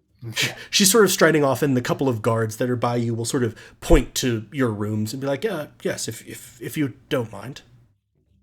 Of course. Yeah, we'll just go hang out. The sun is very hot anyway. Yeah, had a lot of excitement. VG, want to help me spar or something? Spar? Yeah, I don't know. Come on. Sure. Like back in the rooms? Yeah, that's fine. Okay. Neldor, VG, Sunny. I'm coming. I'm having No, I'm just we're here now. I dragged you all down. So Neldor's going to look directly at Rook. Go ahead. And you thought Fiji was going to draw attention. Yeah, well, all I can say to that is now we know. Yes, but we got absolutely no recon of the area. We saw a fountain. It was a pretty important fountain. So It was. Fiji just starts lightly like sparring with you and kind of hits you in the Oh, face. VG, I was just right in the jaw. I was just trying to get us back here and act like we weren't gonna just talk about all those crazy things that just happened. Oh, sorry. Yeah, that's fine. Sorry. No, you're cool. Sunny, in your head, you hear the neighbor's voice.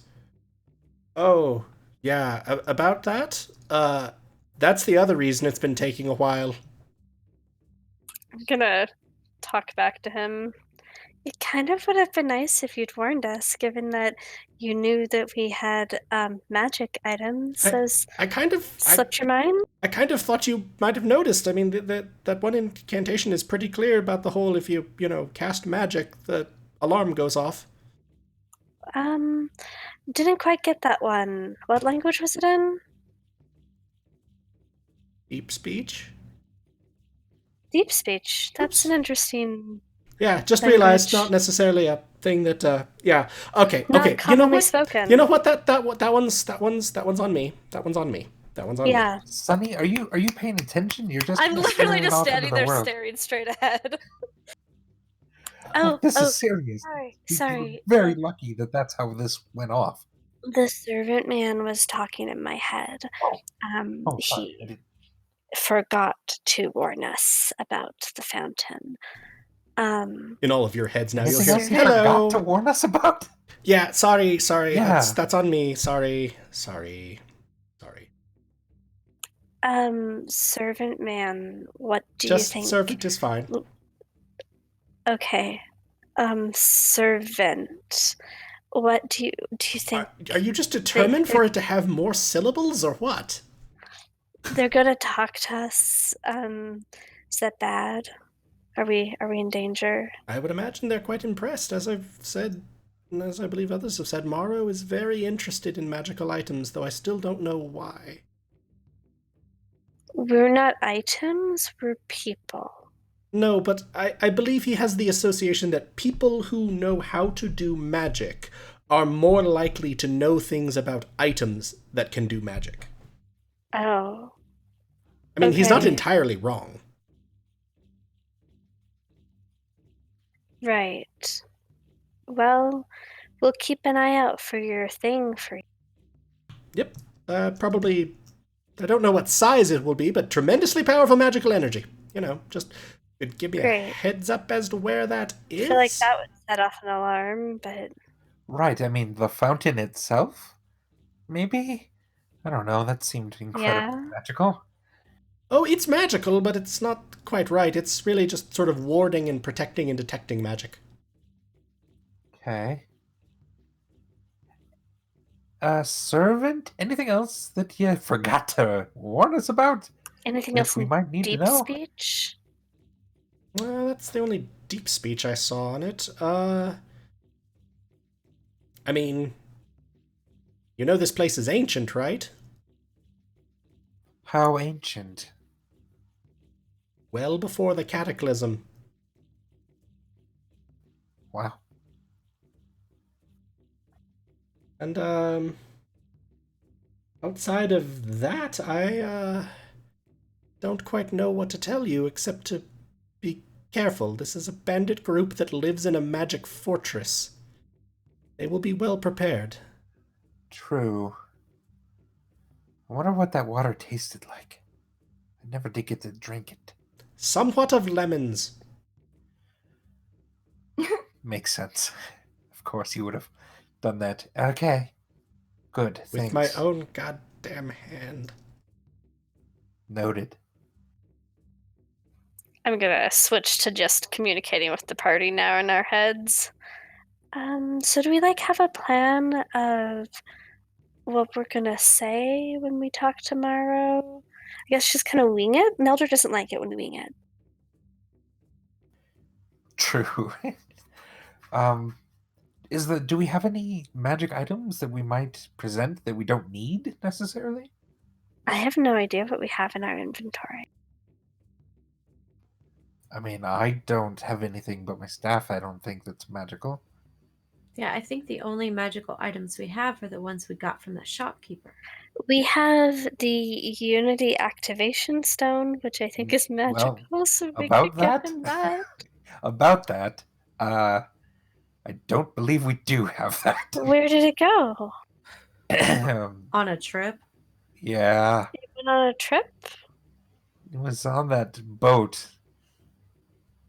That, yeah, that What boat? it was on. Wait, did I? I think I put it in the ocean You put it in the or like the ocean? river, because I think I took it out of the boat and dropped it off the side of the thing. I'm When you were trying to helping the remember ghost what you lady? did. I Yeah. thought 'Cause you were trying to get the ghost lady to take it, and she That didn't didn't want work. it. So then did you just Yeah, drop that it didn't off the work. side? I think I just dropped it off the I side. think you did too. Okay, so Well, no, technically, we don't have it. You wedged it on the boat when you Right. went walkabout, and then you proceeded to get on that same boat to go to Yeah. Gotwile again. Yeah. As one does. It's either still on the boat or in the river somewhere. I don't think you ever like took it and dropped it in the river. I'm pretty sure it's just still Okay, yeah. on that So boat. it's probably still on the boat then. And definitely not in our position. Yeah, so we've got nothing then. Which is okay. We'll just come bearing our bad selves in your hand. Yeah. I mean, Sunny, can you do anything besides magic? Like, are you good at anything else? What are Fighting? you? I am. Have you like not known me like forever? I am so good at growing things. Have you seen Yes, me I mean, what? talk to But plants? like, what a I know bandit exactly what they need. camp would need from a fighter, from someone who's Everybody who's needs food.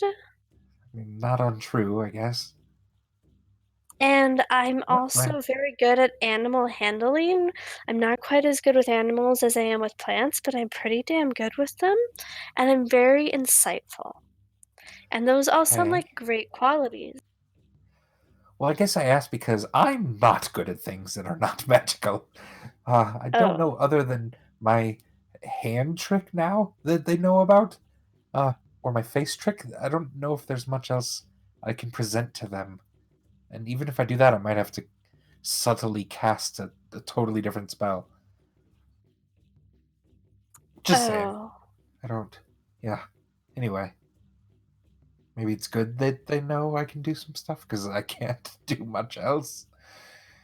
I mean, Vigi's awesome at kicking butt, and Neldor's just crazy awesome and strong and has, cool abilities and skills, and I So don't have. maybe we can just like kind of stand behind them Yeah, okay. and they can look impressive for us.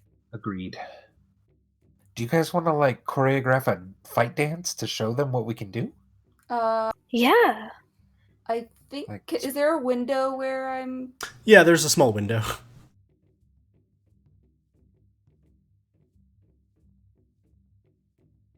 What's up? There are people approaching. 4. Oh, There'll sort of be I a guess we don't. awesome. I'll open the door. Hi, how can I help you?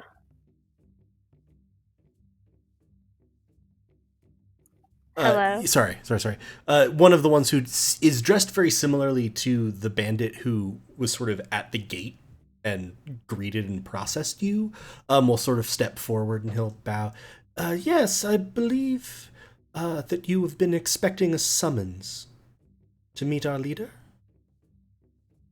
Yeah, is that already now? Yes.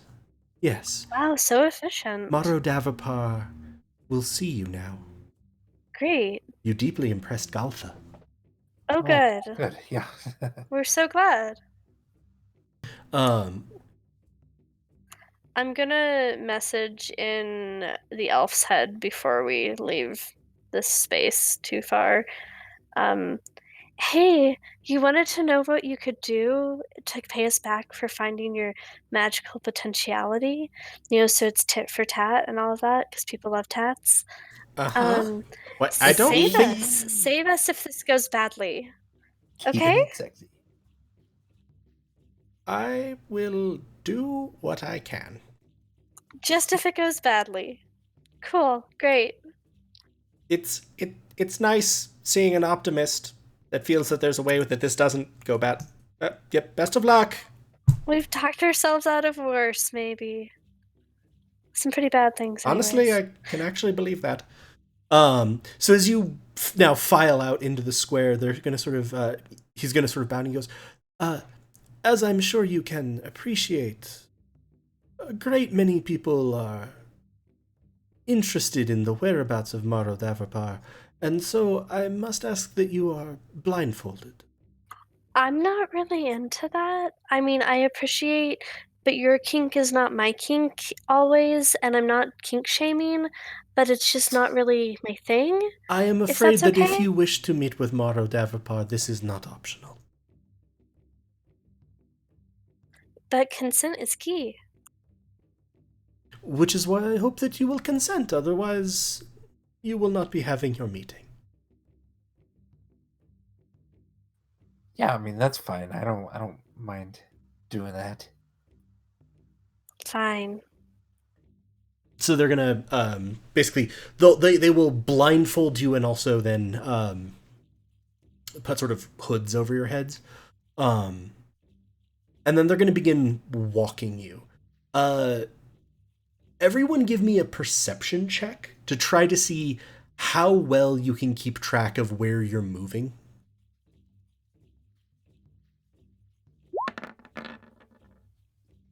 Hey, I For rolled a Sunny. 23. 21 for Rook, 6 for VG, 20 Yeah. for Neldor. VG, you're a little disoriented, partially by the entire stress of this whole thing, so you're not able to keep a great sense of it, but you do know that you moved to the other side of the compound. And the rest of you know that they're walking you sort of intentionally on a meandering course, a little bit, but you're quite sure that they have led you to the northeastern building, the one that you were told the cleaners don't go into, and it's just sort of seems like it's used for important meetings. And then you're led upstairs, and then you're led down a set of stairs, and then you're led sort of back up a set of stairs, and then you're someplace different. You're walking along, and all of a sudden the air has a very different quality to it. It's much moister and much cooler than it's been. And then they walk you a bit more, and you hear like echoing of footsteps compared to what you were hearing before. Huh. I have a quick question. Mhm. Did we feel anything when there was that quality change? Did we feel any like magic or crackling or electricity or fire? Fire. Ice. Yeah, you were just set on fire. Well, Maybe we're in the afterlife now.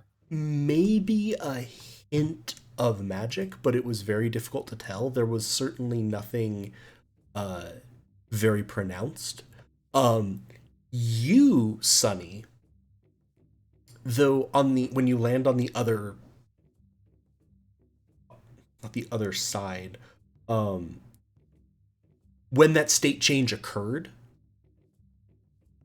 beyond just the moister, cooler air, you feel much, much more of the natural energy of the earth than you were able to feel when you were walking around outside. Okay. Like when you were in, like as soon as you walked into Stone's Rest, you felt a little cut off from like natural energy. and then as soon as like the air was moist and cooler, and that's sort of what you felt along with everyone else, you also felt this surge of earth energy. Okay, cool. And Interesting. okay, the sightlines don't work at all. Awesome. Because you're just sort of seeing everything, aren't you? Oh no, I see no. only a corner here. I can see a room here. Oh, No, I'm not going to come in there. You have a webcam on. So you see a room that you're in. I see a Yeah. room with 2 light sources and people grouped in either light source. Us and I was the gonna people say- who were taking us, and then other people. One of those groups is you. Yeah. Do Yeah. you? But I can't see anything else. Do you see this end? I mean, so like, let me show you. I see what looks like a bearskin rug and What I a just throne. pinged. Oh, okay. So I can't see the throne. I can see the bearskin rug, and what I just pinged is. Yeah, I can only Okay. see this room. Okay, so this is just really weird because Stream is able to see everything. Something broke with my viewing, but that's fine as long as you all aren't looking at Stream. Yeah, I'm good. And I also need to figure out why half of the light sources in the room are no longer working, because this entire room should be brightly lit. Oh, it's definitely not for me. I don't know if it is for other people. Nope. No, yeah, it's. I mean, I It's have part of it. dark vision, so that's Yeah, I was why gonna say you have dark vision Oh. 120, so I'm looking at VG's screen now. Like it's the torches up here and the torches down here that are lit. okay, those are okay. There's also a giant bonfire in the middle of the room. Thanks, Roll20. Yeah. So, once again, guys, the Roll20 lighting system change is real goddamn awkward, so if you run a game on Roll20 DMs, I would seriously suggest you get in like a day before and try to figure out that out. what in the shit is happening. Fair enough.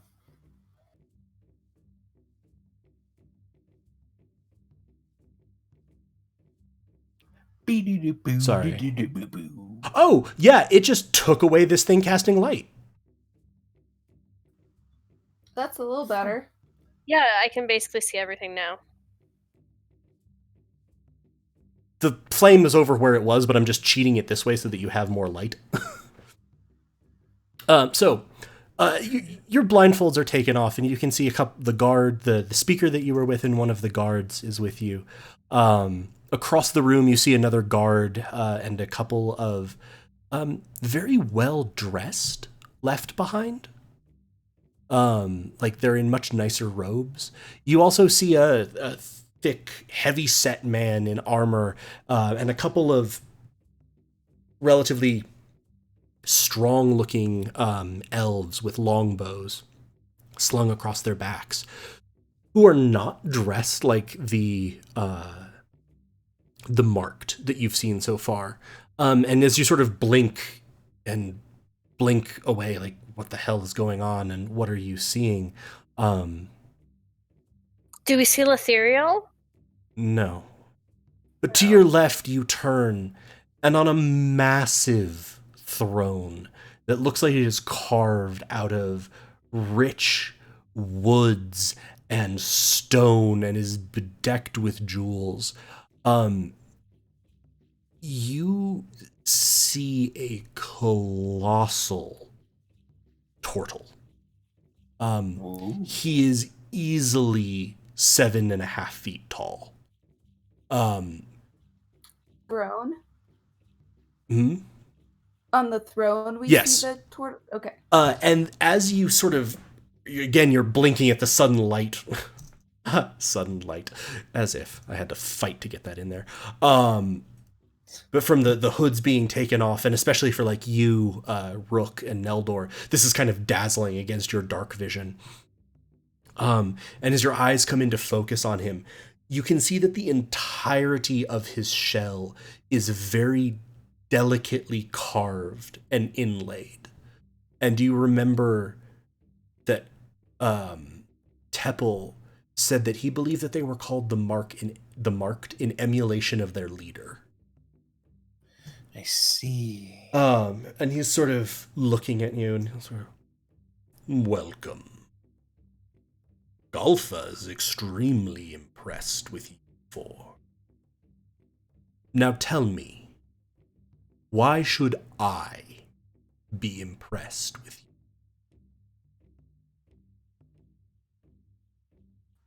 you?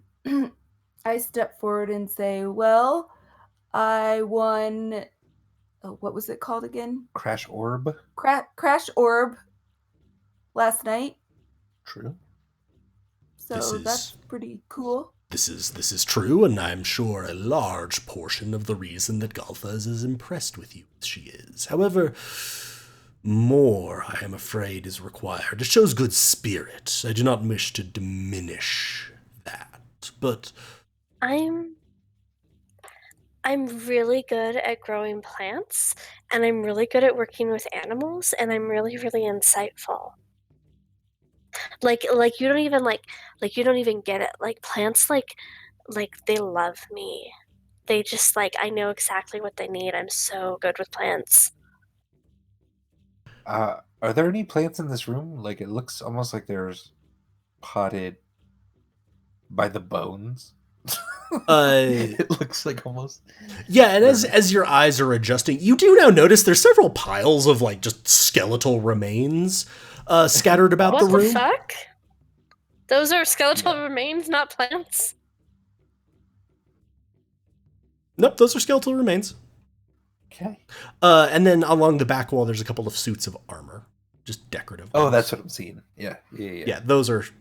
So no ferns or anything in here? No, he does not seem to have a ficus or anything, just okay.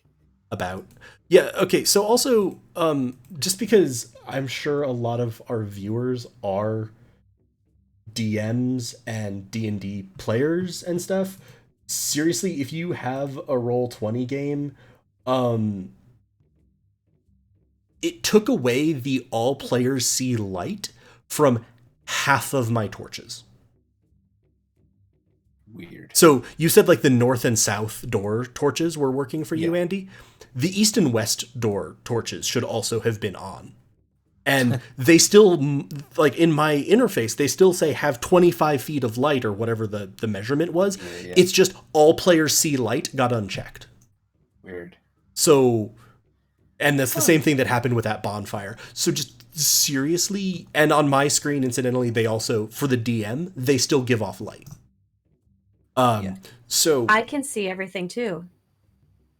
You should. You have 60 feet dark vision. I think you'd be able to see everything in this room, even if there were everything no torches. In the room? Yeah. Or just the entire dungeon. No, I mean just the room. Oh, okay. I was like, if I look on stream, I can see the entire thing. Don't stop it. Chris is cheating.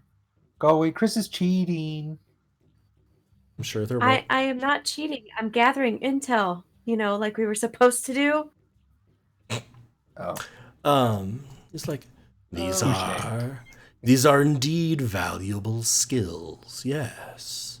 To be able to grow more food, to be less dependent on the caravans has been a goal for some time. I could help you out with that. And perceptiveness and intelligence and insight never go amiss. Yes, and what of you, wary one? What would you bring? Is he talking to Neldor? Yeah, I was gonna say, which of us is the wary one? Well, that's Neldor. Neldor will kind of look around the room. I'll step forward. I can assist with the security. Help keep unwanted out, but the wanted safe. Oh, and how well would you say my people do this already? Be honest.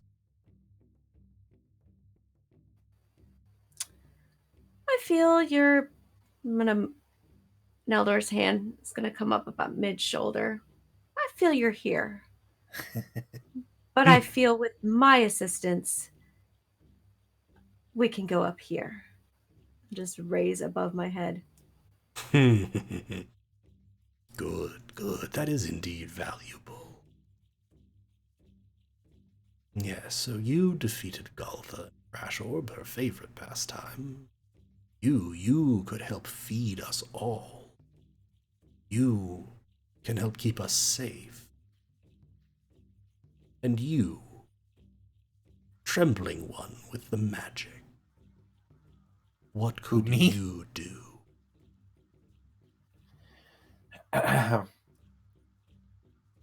Well, I am, some would say a tiny bit magical. I can make myself look a little different sometimes, and sometimes that's to my advantage. I might demonstrate for you, but I'm worried I'm going to set the alarm off. Indeed, it would not do to panic those above. Right.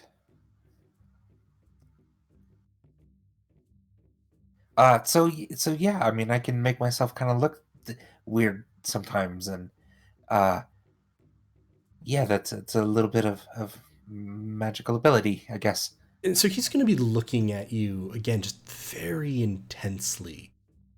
He's going to stride forward off his throne, sort of come over towards you. And as he gets closer to you, you can see that he is indeed about 7.5 feet tall. Yeah. With a turtle and, sort of your just general expertise and studies, you would estimate he is easily over 700 pounds. Right. And he's going to sort of stoop down and look at you. I can see the advantage in these things, yes, but what I wonder is, do you not have any magical abilities besides your nature? I'm still kind of discovering things about myself. Maybe in this place, away from the Unity, I could explore more and learn about more. Yes, here, away from the Unity. There is so much to discover when it comes to magic. So much, yes. Are you interested in such things? Very much so. You see, I have spent my life seeking power. And he sort of is smiling at you as he walks back to his throne. And if he turns his back on me, I'd like to fireball. No, I'm just kidding. I'd like to just look at his shell to see like what the carving is of and everything on his back. See yeah, if I sure. can get a good look at. They're not generally letters or sigils or runes or anything. They're generally actually just decorative patterns.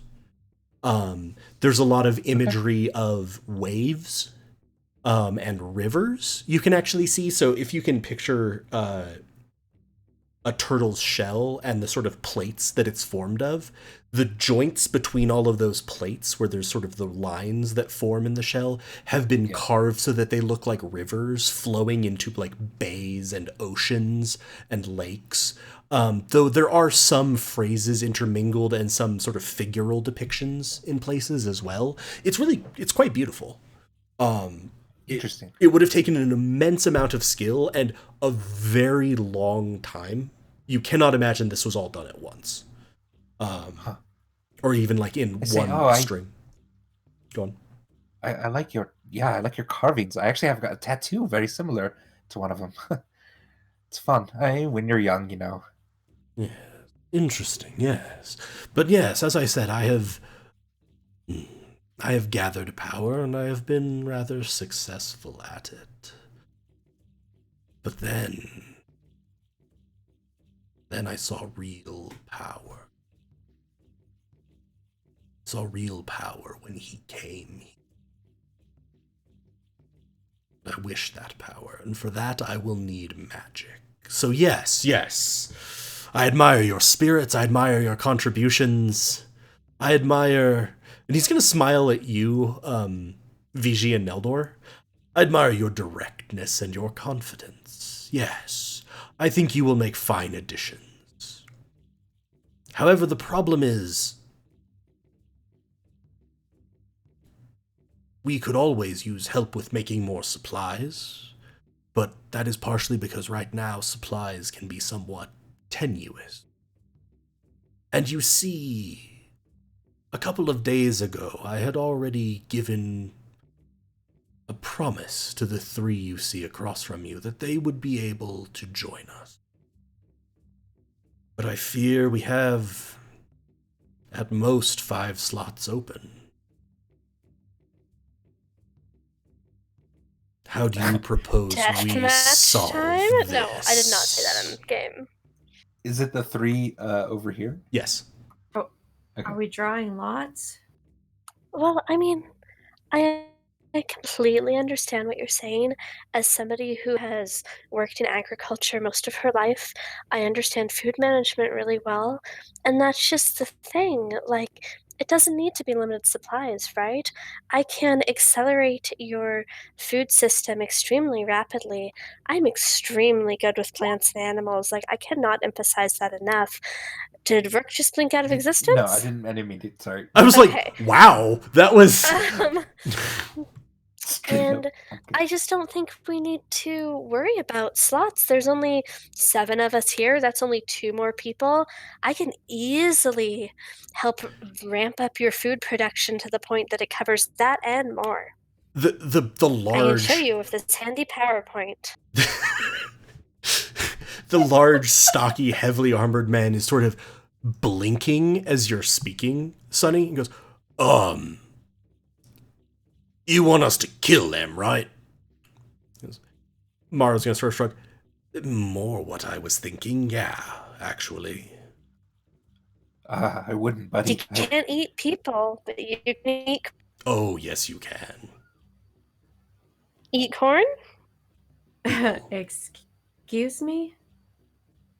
And at this, you're going to see that the 2 sort of elves fan out, and the other one step forward, and he's going to draw a sword. The elves are going to pull their bows off their shoulders. I like how Sonny's just like, fucking bye! Corner of the room! Sonny, get back here! I just feel really secure in this corner, Rook. It's okay. I mean, I'm going to fight you for that corner. You misunderstood his apprehensions. Misunderstood. I didn't want you to I want to be there. And Davarpar is going to look at you, Rook, and go, incidentally, feel free to use any of your abilities as you need. The guards could use a little excitement. And at this, I would suggest we roll some initiative. I thought we had guessed right. We haven't violated the guest right. Why are you... Well, we've moved into tryouts. Contract. But we didn't consent. I feel like you people have a really bad understanding of the concept of consent, and we didn't consent to tryouts, but we did consent to being your guests. Sonny, maybe not now. We're desert bandits. Guessed right. Bandits. Look, if we can't trust your word, then what can we trust? I don't think that's the phrase. It is It's now. going to hurt. Okay, cool. Very well. Do you wish to become one of the marked? Yes. Right. He's going to sort of look over at the other 3. And you? Right, yeah. We want to be. Do you consent to waive your guest right insofar as it is required to fight and possibly kill or be killed by these 4? Yeah.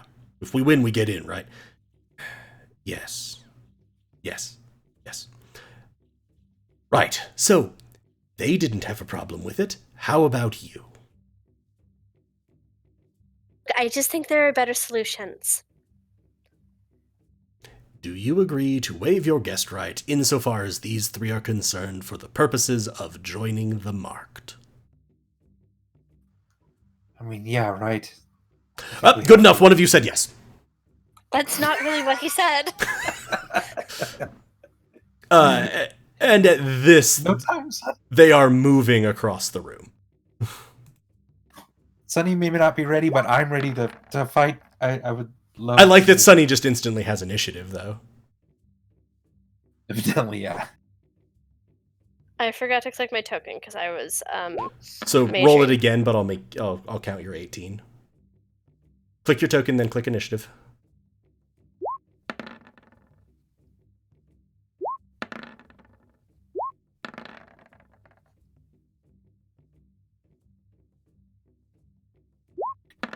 Never roll. So Neldor and Sunny both needed an update.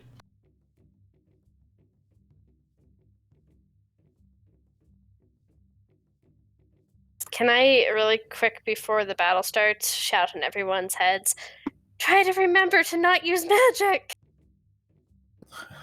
Yeah, because that works so well. I know, this is going to go great.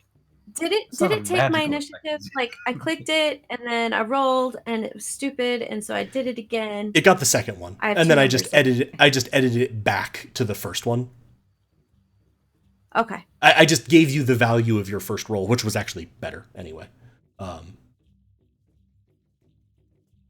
Yeah, good job. All right, VG.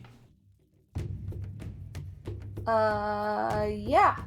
So, let's see. Kick their ass, Fiji. Who's the closest to me? The person right in front of me? Looks like it. So, like how I can't really tell like squares or anything. How much movement would it take me to go up to them? 10. 10? Okay. I will do that. And then I will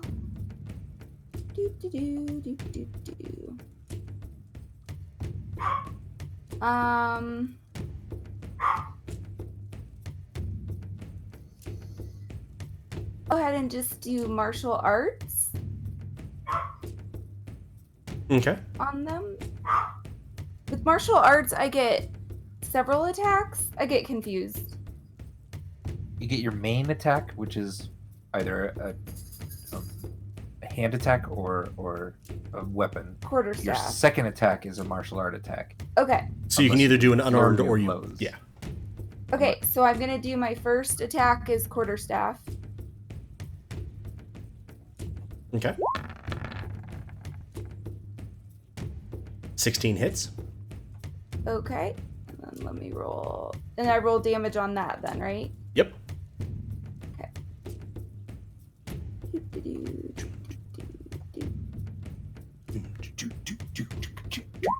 Did it roll any? Yes. Jesus. 11 bludgeoning. You rolled max. Okay. And then I do martial arts then? Now you can punch him, Smack him with your trunk or whatever. Okay. or trunk him, or kick him, Or legs. butt slam. You have a tail? little. 13 works. Yeah, 13 hits. 13 works. Yeah, 13 works. Why not?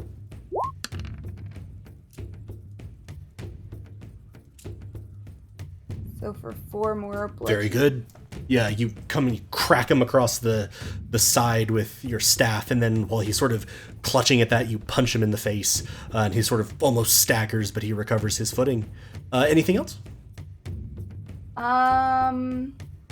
If I move, they get an opportunity attack, right? Correct. Okay, so I'll stay right there. Right. Sunny. Okay. Bonus action, I'm gonna cast quietly and not noticeably cast Magic Stone on my Magic Stone. You hear the echoes of alarms. Motherfuck. You were the one that said Reaching down. Let's not use magic.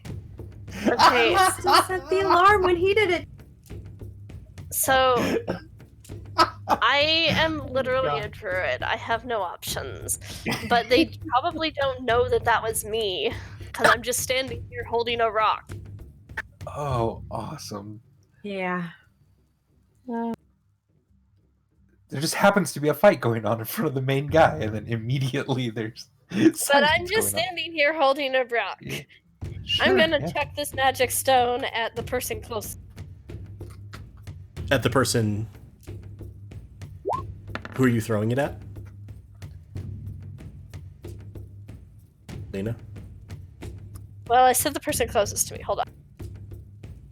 That would be the turtle. The turtle's not fighting you! Well, I think the person closest would be Neldor, technically. No, Or no, I'm gonna Rook. do the one that's not. You're gonna do the one. That one I just pinged. Okay. The one Okay. The that's archer. closest to me but not engaged with somebody. The archer in the back. Yes. Yeah. 23 hits.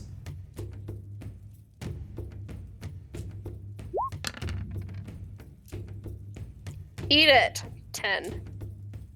It'll only be 8 because you critted on one of them. Was the second die. Oh. Okay, I didn't know what was going on. I haven't used the spell in a long time. Very good. 8. Definitely hurts a lot. So that was your bonus action and your action. Any Are they movement? bloodied? Yeah, actually, there's a lot of blood welling up from like the mark on their head where you hit them. Cool.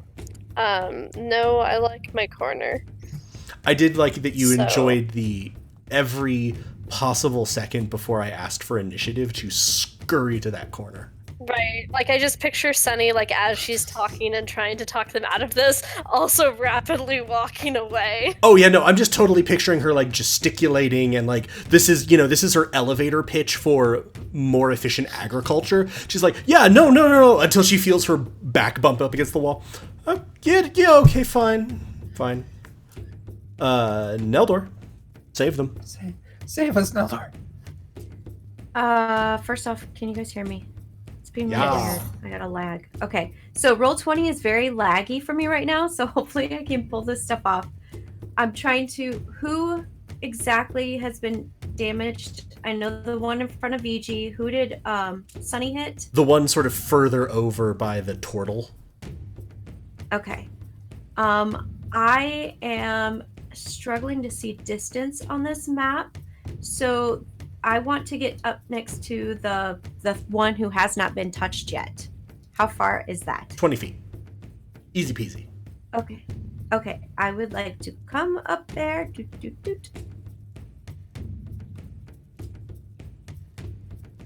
And then I want to stab them. Okay, give me an attack roll. Four. And you're using... Which sword are you using? Do you have both of them drawn? Short sword. No, just... Well... Yes. I have just a dagger and a short sword drawn. And you're not using one Because I don't want want to pull out the mag. Okay. No. Okay. So give me a short sword attack for your main hand.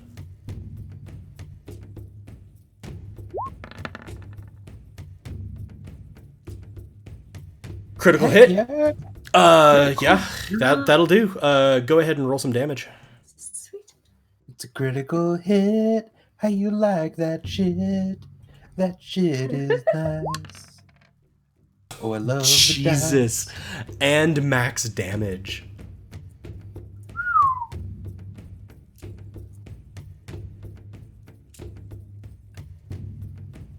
Okay. How would you like to have just murdered that person? Nice. Okay, so is my short sword like in them? Yeah. It's where Okay, so so- with that much with the damage and because I'm not doing the critical hits table, we'll say that this sword is pretty much wherever you want it to be. Sweet. So I would have like dived into like right between the ribs, like, you know, the floating ribs, up into the and I'll lean in, and I'm gonna look over to my left at the turtle, and then look back at the elf I just killed, and say, "Looks like you didn't make the cut." Oh. Then you take off your sunglasses. Put on the sunglasses. Oh, put on. Sorry, god damn it. You're gonna see the elf sort of clutch at her side and like.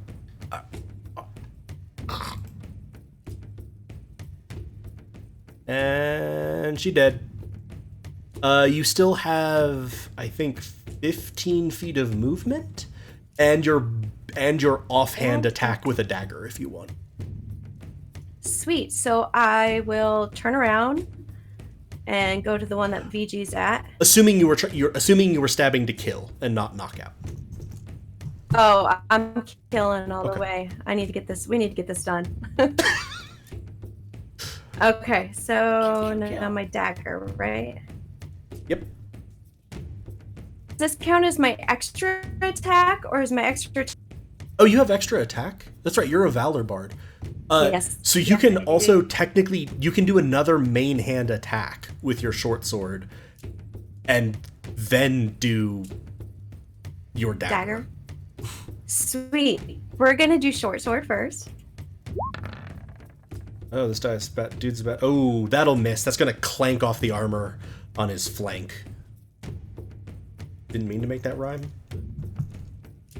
That's okay. Do I have to? And so then you can make a dagger attack with your bonus action.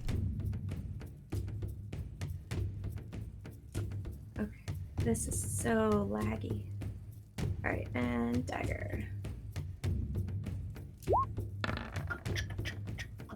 Oof, the 6, you follow up with the dagger, and you were kind of aiming for, he was going to parry away the short sword and then leave an opening, but since the short sword just bounced, it's just, you're sort of rammed the dagger right into armor, and that doesn't hit.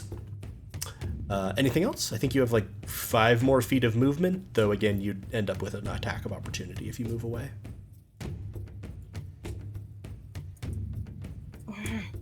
No.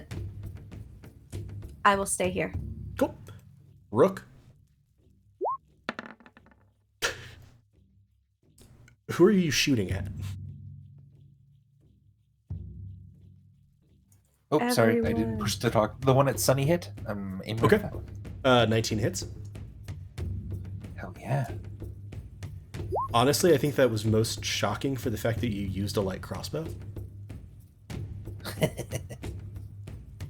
Someone said in my head, don't use magic. Yeah, I remember who that was, but... To Sunny. Too bad Sunny doesn't listen to Sunny. So that arrow will sort of graze off of their shoulder. It does damage, but it didn't do a ton. Like they managed to twist out of the way just a little bit. Anything else? Yeah. Moving over here. Yeah. That all you're moving? That's what you want? Yeah. The heavily armored guy in front of you is gonna swing a mace down at you, VG.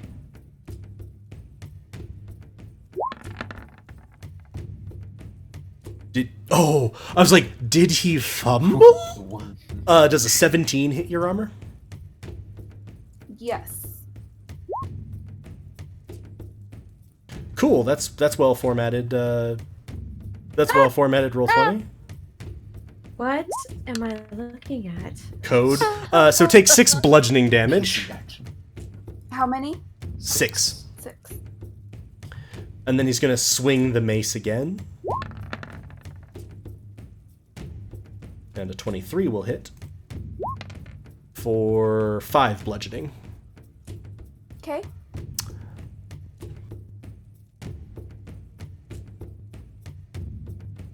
The archer is not particularly pleased with you, Sunny.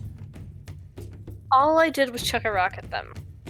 A rock which is causing a torrential amount of blood to flow down her face. It's not my fault that head wounds bleed a lot. Does a 23 hit you? Yeah, I'm a fucking druid.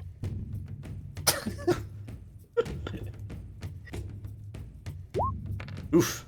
Well, 20's getting laggy even for me. 9 piercing damage.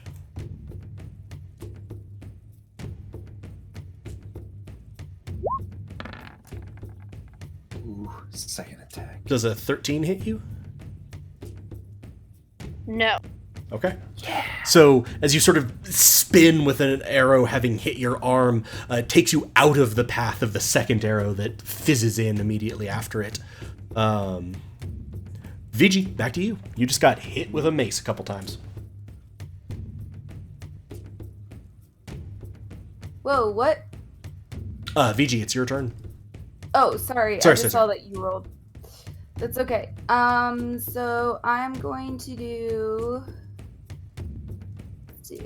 here.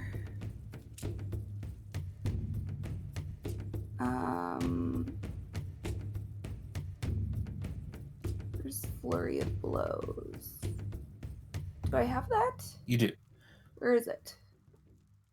On your sheet, probably. But it's I just don't in see your it. key part. Okay. So I go under key. Yeah, but that's your bonus action? So you would hit like normal, like So I could do like quarterstaff. martial arts twice and then You could do like a quarterstaff once. Okay. And then flurry of blows to get 2 attacks. Okay, yeah. and I don't see flurry of blows here, by the way. Right, it's just your martial attacks. Okay, yeah. so I'm going to do flurry of blows, but my first one will be quarterstaff. Yep. So you're going to take your attack action, hit with a try to hit with a quarterstaff. An 11. Jesus, an 11 will hit. I described this dude as heavily armored. That was incorrect. He is not heavily armored. He is just large. Those are two different things. So 4 bludgeoning. You sort of crack him across the temple again. Yep. I do, and that spends 1 key point, right? Yep. Okay, and I can do 2 martial arts attacks then. Yep. I flurry, lots of punches.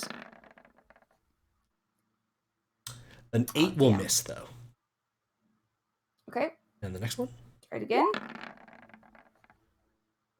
Oof. Damn. An 8 will miss. I'm trying to remember. Monks get extra attack, don't they?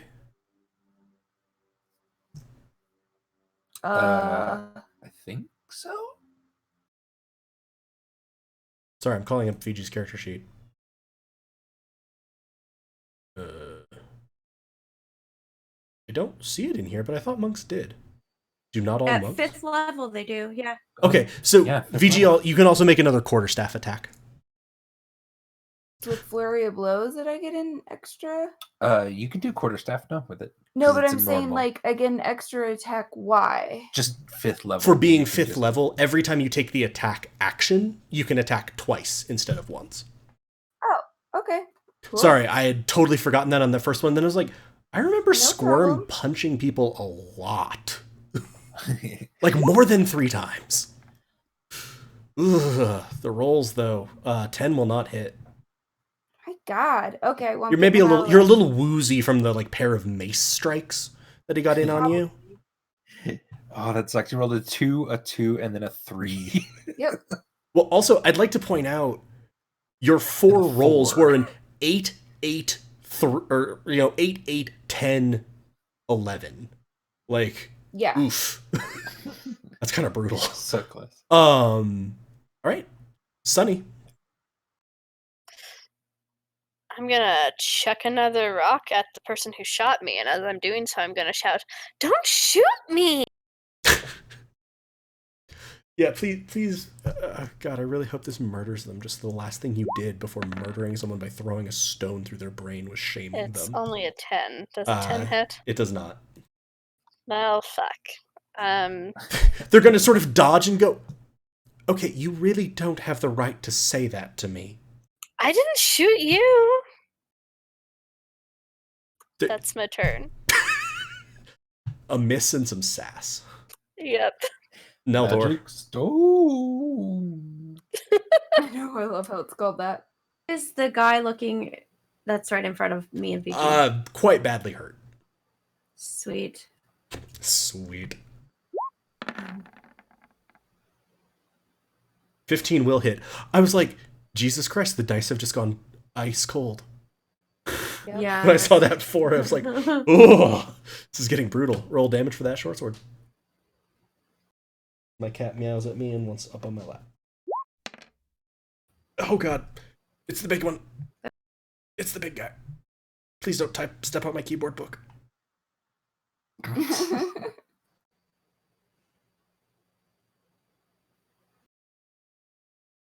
Very good. And then you have extra attack, so you can attack with the short sword again.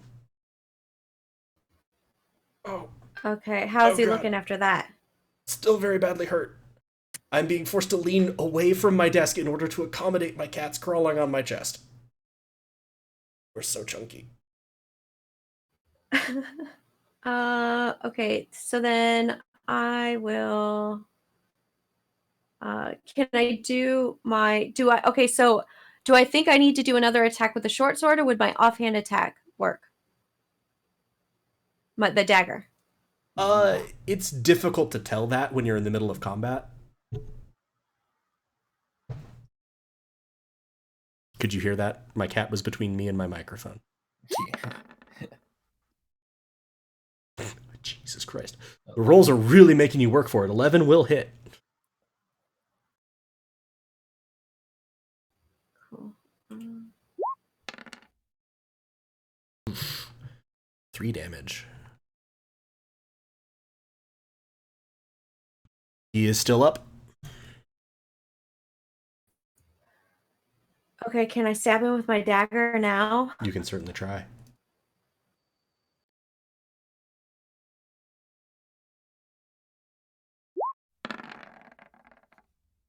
Six won't do it.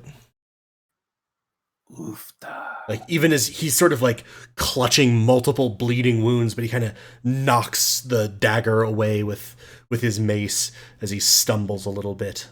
Anything else, Neldor? I'm just gonna look him in the eye. That's it. Okay. A lot of sass to go with the misses on these ones. Rook.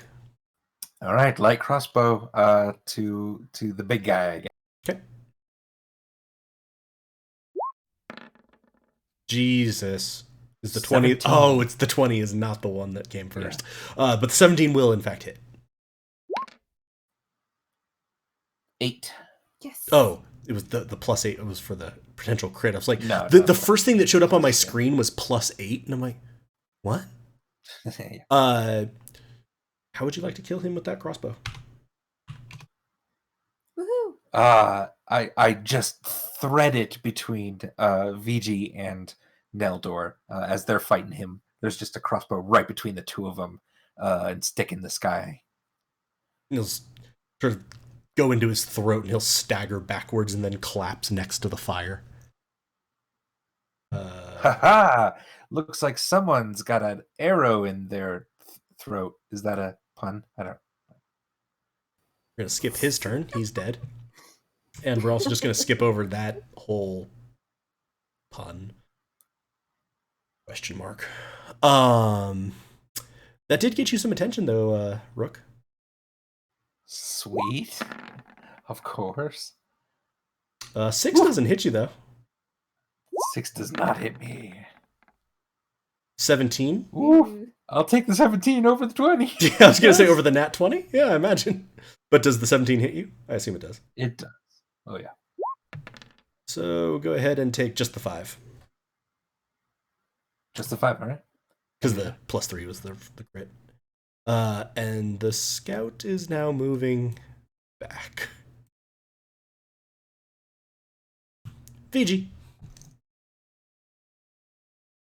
Right. I'm going to. You can easily reach them. I'm gonna go ahead and just do martial arts again. So I get 3 attacks with that? Are you running up to them? Wait, I thought. Dude right in front of that you is guy dead. died, Yeah. didn't he? That guy's dead. Okay, where's He the other dead. one that's not dead? Huddling in the corner over here.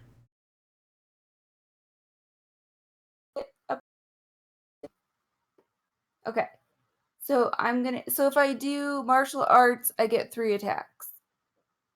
No, you get 2 normal attacks, which Okay. can be your quarterstaff, Okay. and then a 3rd martial arts. And if you use flurry of blows, that 3rd one can go into 4th. Okay, so just tell me how many. I get confused. Tell Yeah, me how many. You to probably do. want to do 2 quarterstaffs. Go ahead and do I'll a do 2 quarterstaff. quarterstaffs. Well, let's do one and see if they Yeah, can see if he survive dies, that. Yeah. They've been hit with a Got this. lot of rocks and sass. Ugh. 17 hits. Okay. And then let me roll damage. Too many screens. Oh, yeah. 6 damage.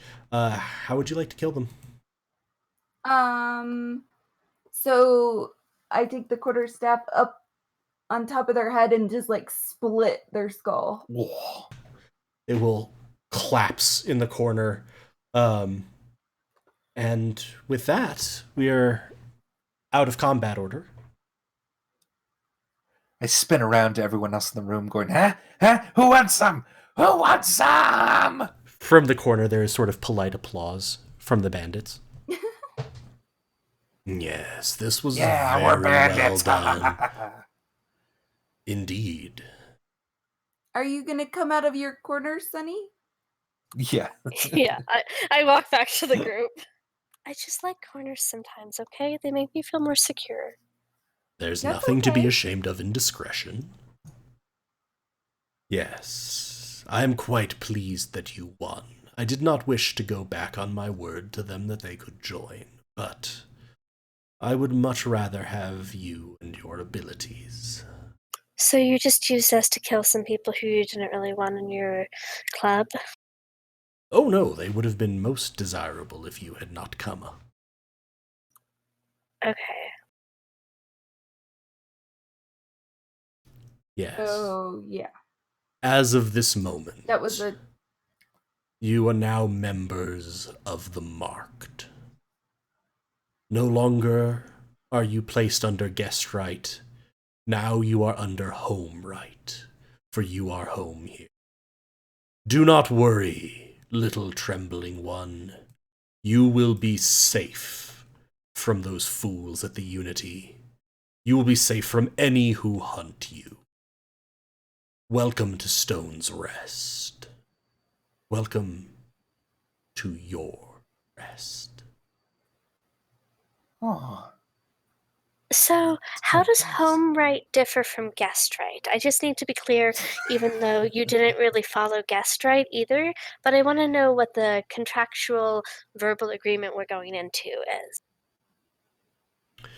You shall not harm any member of our brotherhood, nor shall you stint in your efforts to protect them from harm. You will do your best to work for the good of Stone's Rest and all of the Marked. And in return, so we shall do the same for you. So Cool. There's also various financial details in terms of what you're entitled to on successful raids, ransoms, things like that. Is there a contract we can read that has that fine print like that? Yes, let's read or the like a mission contract out statement? loud for all of in great People in love triplicate. contract law. It's so interesting. Sounds really good, Sonny. Helpful Go Gaming, the only place where you get D&D streams that involve lots of contract law. Oh god, I should just make you all play as summoners, and instead of any like learning spells, you just actually have to write contracts for the demons. Documancy. He'll sort of nod. Yes, such things will be provided to you in due time. But for now, rest well, and we shall prepare Isn't it a still welcoming morning? feast. I suppose they didn't really hit any of you very much, did they? Hey, I got shot with an arrow. It hurt. You damn near took Fiji her took head some off with a damage, too. stone. I was just throwing a rock from a corner because I was scared, and she shot me. Yeah, sorry about making the alarm go off. I must have accidentally changed a little bit there while in the midst of a fight. I didn't even know if you saw it, but sorry about that. Okay, give me a deception roll for that. Hey, Fair no, enough. that was a good. It was very good. It was a good truth. What the? Probably could have not What said the fuck? anything, and we would have been So for okay. podcast, he just rolled 2 Like, ones. Nothing could have been Does said. anyone have Inspiration? inspiration? Fucking snake eyes? Are you No. serious? Hey, I'd like to make an argument for why I should have inspiration and then give it to Andy. I should have inspiration. how about because I'm I just really give fucking good Andy at talking us out of inspiration? things. Okay. You already had. Andy, I give you inspiration. You already had Wait, given. for what? I had 2 available. Oh, I think you can only have one at a time. But you could No, have given... I have my bardic inspiration. Oh, that's. Does that has to. Does that counteract fumble? Is that not the same? Does that I not think you have count? to No. give that prior. That has to be given roll. prior, and it's just like a buff to the skill check. Okay. That now makes so my sense. argument Okay, for yes. why I should have inspiration is because In I this am episode of Contract Law consistently and Goats. amazing at coming up with lies on the spot that don't quite read as lies so that we can talk our way out of things, and that's really cool and inspiring. I am inspired by myself. That's sweet. I don't think I would even use an inspiration, though. I think I'm just Andy, going to let this no. one ride. I think Andy. No! I think Yeah, Andy I like saw it. the snake eyes and went, "Yeah, Yeah, it's fate. I'm not going to argue. He has a with Snake +7. It wasn't even a hard DC. Eyes. It was- I was actually thinking in my mind, this is basically a just don't fumble. Yep. He's gonna sort of look at you very closely, and his eyes are going to flick over to Sunny. I'm beginning to get the sense that there is more to you all than you've let on. Right, so I'd like Or to keep talking Transformers. about contract law, and I just wanted to point out that there was a difference in between the guest right and the home right, where with guest right you couldn't take our things and we couldn't take your things. Is that not a thing anymore? We can just share our things freely? Did you just move closer to me? Yes. Or were you always there? I did in fact move closer to you. Given that I'm like 2 feet taller than you, I would have thought that stood out a little more. I was looking at the screen while I was talking, and I don't have what I heard as state memory. Sorry, I just like. Did you move closer to me? Yeah, I did. Tell me, little one, who here among you possess magical abilities? Rook does. He said that already. Yes, though I begin to suspect his abilities are not what he claimed they were. I mean, he demonstrated them. Are you saying that your guards aren't smart enough to tell what magic he's doing? Desert bandits. We work with what we've got. So that's a no.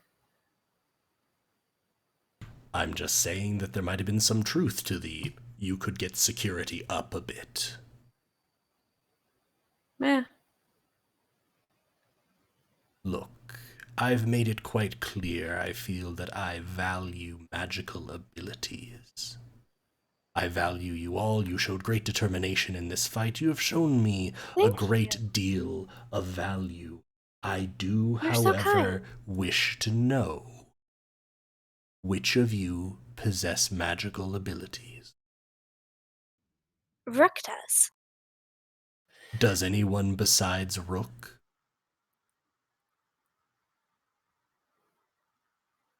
I don't do No. You actually don't. Well, No. I I think you're the only one of us that doesn't, have a technically. magical item. Yeah, you have a magical item, but you Don't tell yourself don't have magical Yeah, but I'm abilities. not gonna tell him that. Sonny, I think he's starting to suspect maybe you're not so bad with stones sometimes. Look, I'm just really good with nature, right? I told you I'm really good with plants. I've never really thought of it as magic. The plants and the stones and the animals like to do what I like them to do. Jesus, you are like teetering on the brink of needing a deception roll. It's I was gonna say, except Mostly truth. we've talked about your. And I haven't really thought of it as magic. I know, no, I know. Give me a persuasion check. But I'm not started in charisma. And yet, I'm sure it's fun. Right. yeah, Just because have those two because the ones next staring at skill me. roll after the double fumble is always so good. 17. 17. I was like, which Yeah. number is it? This is going to be radically different. He'll sort of nod. Yes, what you have said makes sense. You are gifted with the land. Yeah. Yes. Good. Good. And you, Rook. I take it that your abilities are perhaps not as limited as making yourself look somewhat different. You are one of us now. We will protect you from the Unity. You do not need to lie. Oh, good. That's a You can relief. see VG behind his back, just shaking my head slightly. All the other guards in the room are looking at you probably. Yeah, that's good to know. I mean, honestly, I kind of feel a little safer here than I have recently. So that's not it's good to know. Thanks. My question about contract law was serious. You left out the whole not taking items from you and you not taking items from us thing. So are items communal now that we're home right? He's going to say, the details will be provided to you in good time. But All right. for now, take pride in your accomplishments. Take rest if you should need it. And look forward to the celebration.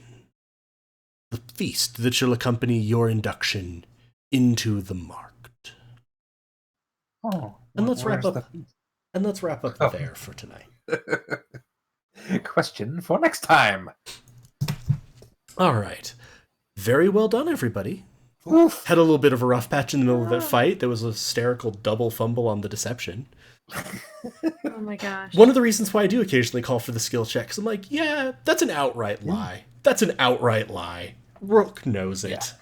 And I'm like, you're gonna pass it. It's fine. You're spec'd for deception. Oops.